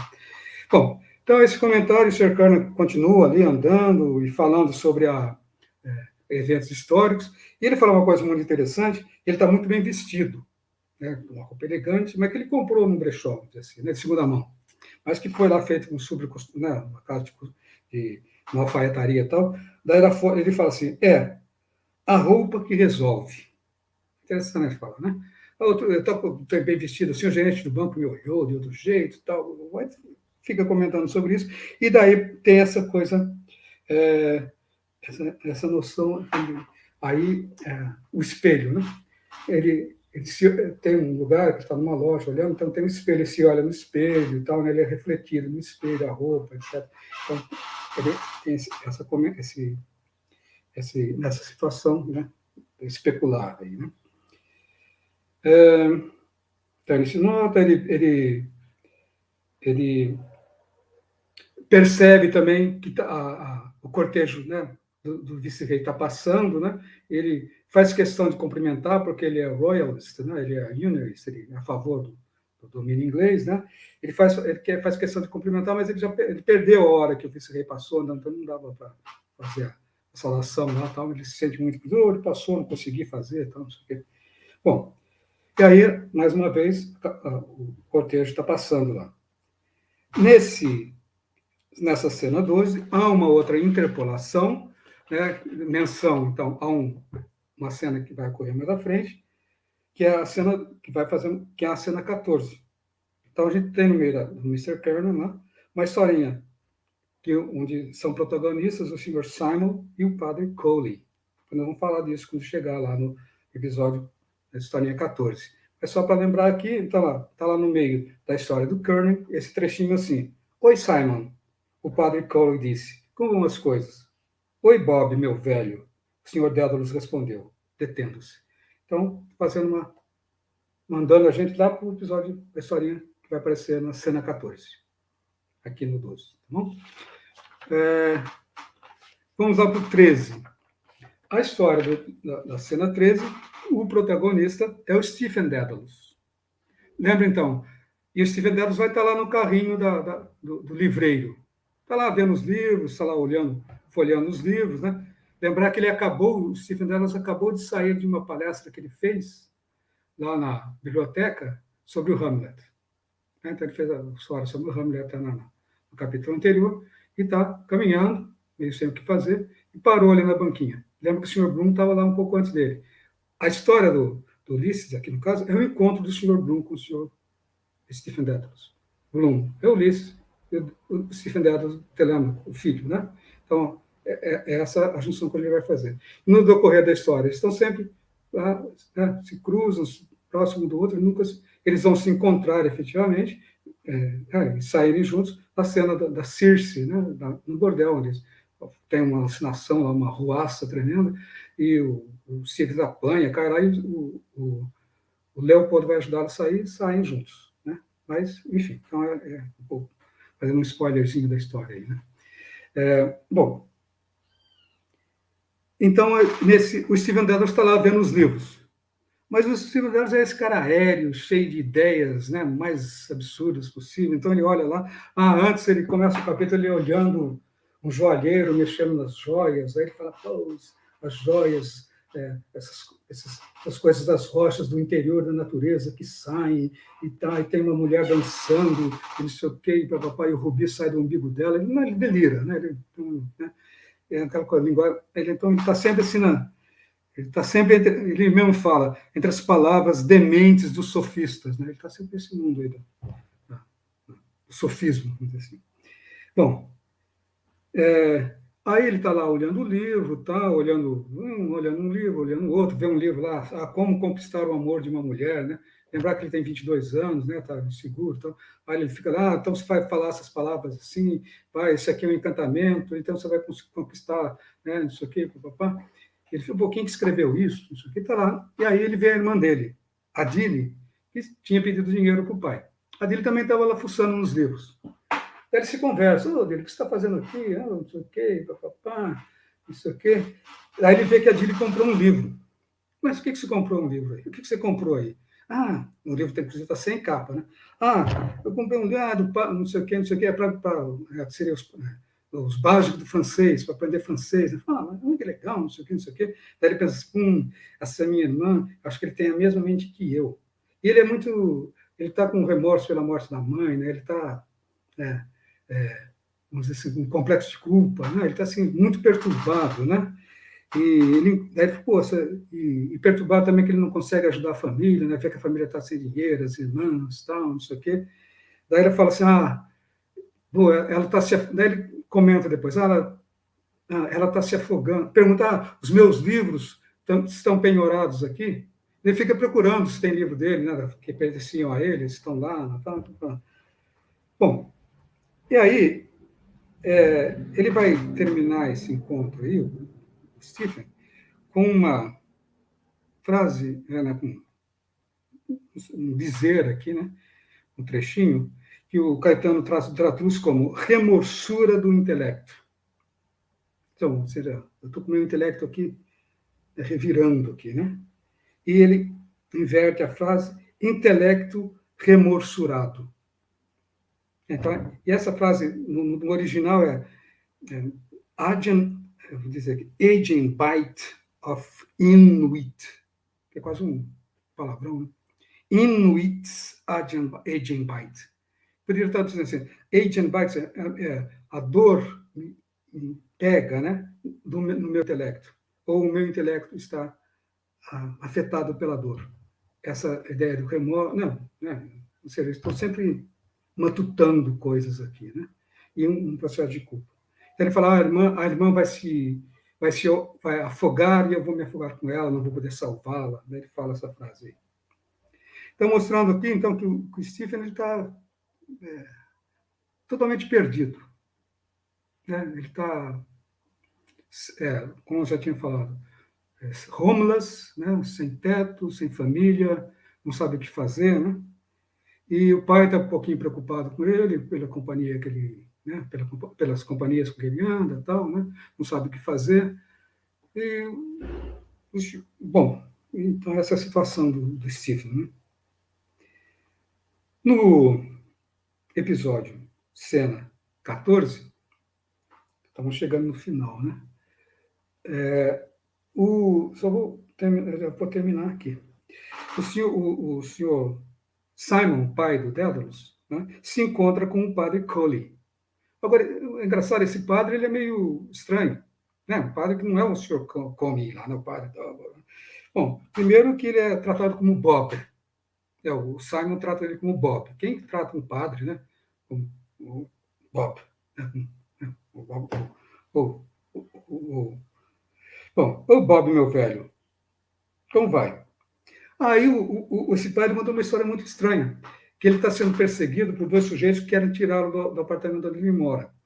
Então, uma situação do padre muito estranha, porque ele mora num apartamento, numa casa, de certa forma, que é alugado de um certo reverendo, que provavelmente é anglicano ou protestante. Né? Ele aluga a casa, né? O senhorio é de uma outra religião, e ele está sendo cobrado por alguma coisa, e um judeu, né, um agiota, lá está atrás dele para cobrar alguma coisa dele. Então, que foi muito interessante isso, né? Um padre totalmente decadente, né? E uma situação de penúria, né? Devendo o aluguel da casa, sendo cobrado por um agiota, tal, não sei o quê. E aí eles chamam ajuda do bem dólar para ajudá-lo, tal, e os dois e começam, né, o Ben Dollar, que parece que é cantor, etc. O padre pergunta como ele está cantando, então, não sei o quê.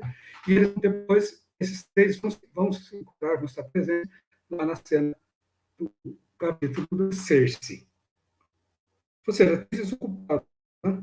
Simon, um padre, né? Sem saber para onde, e um cantor né, de pequenos shows, etc. E tal, né? Então, eles estão lá se preparando para ir no Ormond, a cena onde vai ocorrer, então, o episódio das sereias. Bom, só vou voltar aqui, vamos lá. Aí a gente tem no episódio seguinte, eu vou bem rapidinho agora, o senhor Martin Cunningham com um grupo de amigos. Martin Cunningham também aparece no Graça, ele ajuda o senhor Kernan, então ele é um filântropo, uma pessoa de bom coração. Ele está numa missão com um grupo de pessoas ir na prefeitura buscar ajuda para a família do senhor Dignan, né, que morreu. Né? O senhor Dignan morreu no capítulo.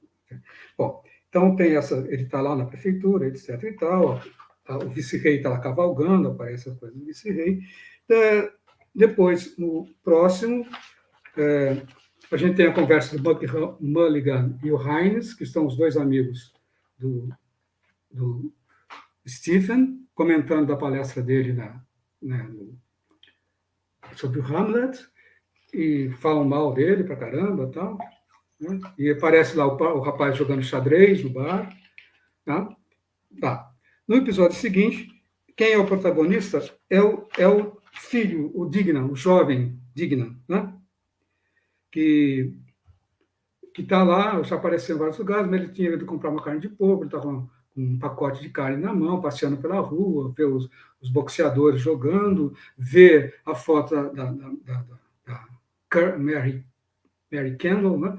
Ver a foto dela, lembra, daí ele fala assim, essas fotos, se refere a ela como uma biscate, né? Uma putinha, de certa forma, né? Assim, essas fotos sempre aparecem nos maços de cigarro. Então, devia ser comum você ver uma foto de mulher, uma pose nos maços de cigarro. Que o pai dele um dia achou ele lá, com uma foto daquele, tirou uma da cara dele, etc. Um pouquinho dessa uma conotação meio erótica sexual.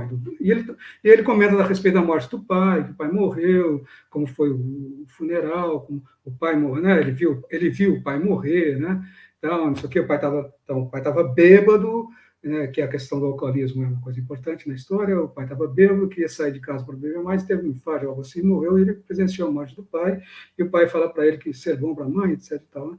E o episódio termina aí. Depois a gente tem a cavalgada que retoma todos os... Né, a cavalgada, o cortejo vai passando pela cidade e vai, o senhor não sei o que, vai se comentando e retoma todas as histórias anteriores ali, que vão complementando o cortejo real. Né? Então, isso é mais ou menos, acho que dá bom, um resumo do texto. Acho que deu para... Bom, deu um tempo aí para a gente falar bastante. Espero que tenha esclarecido aí, né, ajudado e esclarecer o que é que temos. E, assim, eu ia fazer as coisas, mas não fiz. Eu tenho um livro aqui que chama o Jazz, Modernism, and From Matisse to Joyce, From Ellington and Armstrong to Matisse and Joyce, que faz uma relação aqui, não sei se dá para vocês verem, relação entre modernismo, etc. E tem muita ilustração, e ilustrações do Matisse, né? Que eu acho que... Eu vou só mostrar uma aqui, que são bastante ricas. Essa aqui não é Matisse, mas espero que depois vocês tenham. Que mostra um pouco o Joyce, com a relação dele com o modernismo e a pintura. Né? Eu não sei se... E, por fim, que acho interessante, associar o Joyce a outras artes. A música, o cinema, a pintura. Né? Então, acho que estamos encerrados aqui. Gisele, então, estamos abertos aí. Professor Jorge, muito obrigada. Realmente, um esplendor, né? A gente começou, vocês veem aqui, né, os vocês podem observar aqui, né, toda a perspectiva, né, que o professor Jorge pôde nos dar nesta manhã em relação ao livro, ao capítulo, né, que ficou designado para a Unesp, a relação, né, do capítulo dentro dele mesmo e com outros, né, com os outros capítulos, né? Então, né, uma palestra brilhante. Eu digo isso, né? Nós temos tido a oportunidade ímpar de discutir esse livro, né, tão importante, com 100 anos de publicação, e esse capítulo que nos coube, né? Gostaria de lembrar também, né, então, um esplendor, muito obrigada, professor Jorge, por né, por trilhar esse caminho conosco, aí mais... Mais um matice aqui, uma bricolagem, né? Importante a gente observar isso também, para aqueles que vão, né, concorrer ao prêmio, para que possam, né, a gente procurou chamar a atenção de vocês, né, para a caracterização dessas personagens, as falas, o que pensam, como andam, como, né, como reagem, né, então é realmente muito interessante, um privilégio mesmo, uma honra, né, a gente ter o professor Jorge nesta manhã conosco. Eu gostaria de lembrar, professor Jorge, uma coisa também um aspecto também que a professora Maria Tereza destacou, da não violência de Joyce, né? Eu acho isso muito importante a gente destacar, né? Embora, né, toda essa posição crítica, né? Em relação ao Bloom, né? Exato. Eu gostaria de mencionar isso, não é? E aí vocês veem todas essas estruturas de poder que o professor Jorge destacou e as personagens, não é? Então, agora vocês terão, né, terão a tarefa de fazer essa ilustração, né? E cada um de nós aqui procurou trazer uma forma, né, de contribuir para que vocês possam, né, entender melhor o livro, o capítulo, para a ilustração do capítulo. Eu gostaria, professor Jorge, se me permite, destacar aqui os cumprimentos, né? O Guilherme, boa tarde, pessoal. Que privilégio poder ouvir o professor Jorge falando sobre Joyce, né? O Guilherme Magri. Muito obrigada, Guilherme. Professor Jorge. Um abraço ao Magri, né? Um abraço para o Magri, eu também, porque ele que possibilitou, né, o nosso contato, intermediou o nosso contato. Muito obrigada, Guilherme.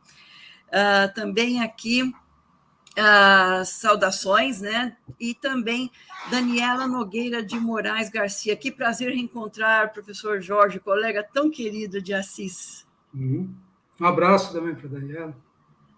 Também me cumprimenta aqui a Daniela, um abraço, Daniela, muito obrigada. Grande Jorge, o Guilherme Magri, né? O Geobarte, nosso aluno que tem acompanhado a gente aqui o tempo todo, muito obrigada, Geobarte. Aí a sua irmã, Ana Helena Lopes. Ana Helena. Bom dia, querido irmão e professor Jorge, né? Que maravilha, não é, Ana? Que maravilha. A gente está muito feliz aqui, tem um privilégio, né, de ter o professor Jorge nesta manhã, o Yuri também, cumprimentas. Aqui, professor Jorge, Daniela, professor Jorge, obrigada por compartilhar coisas tão interessantes e que consolidam sua prática, né? Amélia Oliveira, prazer imenso te ouvir, Jorge. Legal. A Cláudia Nigro aqui agradece, parabeniza pela apresentação, e o Guilherme, não é? Sensacional, Jorge, obrigado sempre. E realmente, né, eu vou agradecer demais. Então, me permite uma pequena provocação? Claro, claro. Depois da leitura. Como eu não preparei o PowerPoint, eu vou colocar aqui para vocês verem uma frase que eu gosto bastante provocativa do Joyce, mas do episódio Circe, que ainda vou... Acho que dá para ver aí, né? Vamos lá. Free money, free love, and a free lay church in a free lay state. É uma declaração no delírio do Bloom, no episódio Circe. Então, eu adoro. Eu vou escrever isso numa camiseta. Bom, então, obrigado, viu, Gisele, pela oportunidade. Obrigado aos colegas, né, que viram aí, que nos assistiram.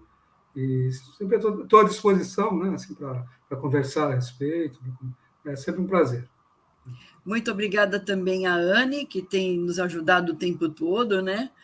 E eu gostaria de destacar o seguinte: o professor Jorge se colocou à disposição, e eu vou dizer o seguinte: nós vamos precisar, viu, professor, da ajuda, porque é o seguinte, a próxima palestra da professora Nilce e da professora Tarsila será no dia 8 de março, às 10 horas, e vai ser no Google Meet, tá? Então, a Anne já colocou aí, né, o link, ok? Não haverá gravação dessa palestra do dia 8 e não haverá transmissão, ok? Então, vai ser só no Google Meet. Vocês têm aí o link, depois também a gente vai voltar a divulgar. E nós estamos aqui sempre à disposição de vocês para dúvidas, perguntas, questionamentos. Vocês têm aquele e-mail, ulice100@unesp.br, né? Importante, se tiverem dúvidas, questionamentos, por favor, entre em contato conosco, que nós estaremos à disposição até, vocês sabem que tem até 31 de março, né, para enviar o projeto para a Embaixada da Irlanda. Então, vocês têm o e-mail para contato, não é? E que vocês possam, fiquem à vontade, né, para que vocês possam tirar dúvidas, fazer perguntas ainda, até o envio do projeto, para que vocês concorram ao prêmio, certo? Então, a equipe toda, né, o grupo, está aqui para também ajudar até o fim do processo. Ok? E, então, estamos aqui até o fim desse processo, até a gente ter, né, o vencedor de cada universidade, né, cada universidade, como vocês sabem, está trabalhando um determinado capítulo, né, e o nosso capítulo 10 aqui, vocês podem observar, né, a questão aí da cidade, das personagens, dos locais. Então, é um capítulo extremamente rico, né, todos são, mas este, né, tem essas características que nós já apontamos aqui, para que vocês possam agora desenvolver o trabalho, não é? E então eu quero deixar os nossos agradecimentos, né? Obrigada realmente a vocês que nos acompanharam o tempo todo, e é sempre um privilégio, né, a gente ter, né, a honra, o privilégio de receber colegas que têm esse conhecimento, e um pouco de todos nós aqui, né, que participamos e pudemos contribuir com as nossas perspectivas em relação à obra de Joyce, né? Muito obrigada mais uma vez, professor Jorge, muito obrigada, e um agradecimento imenso por sua participação conosco, por sua contribuição. Muito obrigada. É o microfone, por favor. Eu agradeço, né, pela oportunidade, é sempre como eu falei, um desafio interessante, e um grande prazer ler, né, James Joyce, né? E é isso. Muito obrigado. Parabéns pela iniciativa, parabéns, né, pela Unesp, né, de participar do concurso 100 anos de Ulisses, né, de ter um lugar, né, junto na Embaixada da Irlanda. Isso eu acho isso muito bom. Parabéns mesmo. Grande iniciativa. É uma felicidade a gente poder ver a Unesp participando desse projeto, né, professor? Exatamente. Acho que ocupando um lugar importante aí, né? Exato. Muito obrigada mais uma vez. Um grande abraço. Um grande abraço a todos e todas, e um grande abraço, professor Jorge. Muito obrigada por tudo. Boa sorte a todos. Joyce for everyone. Obrigada. Tchau.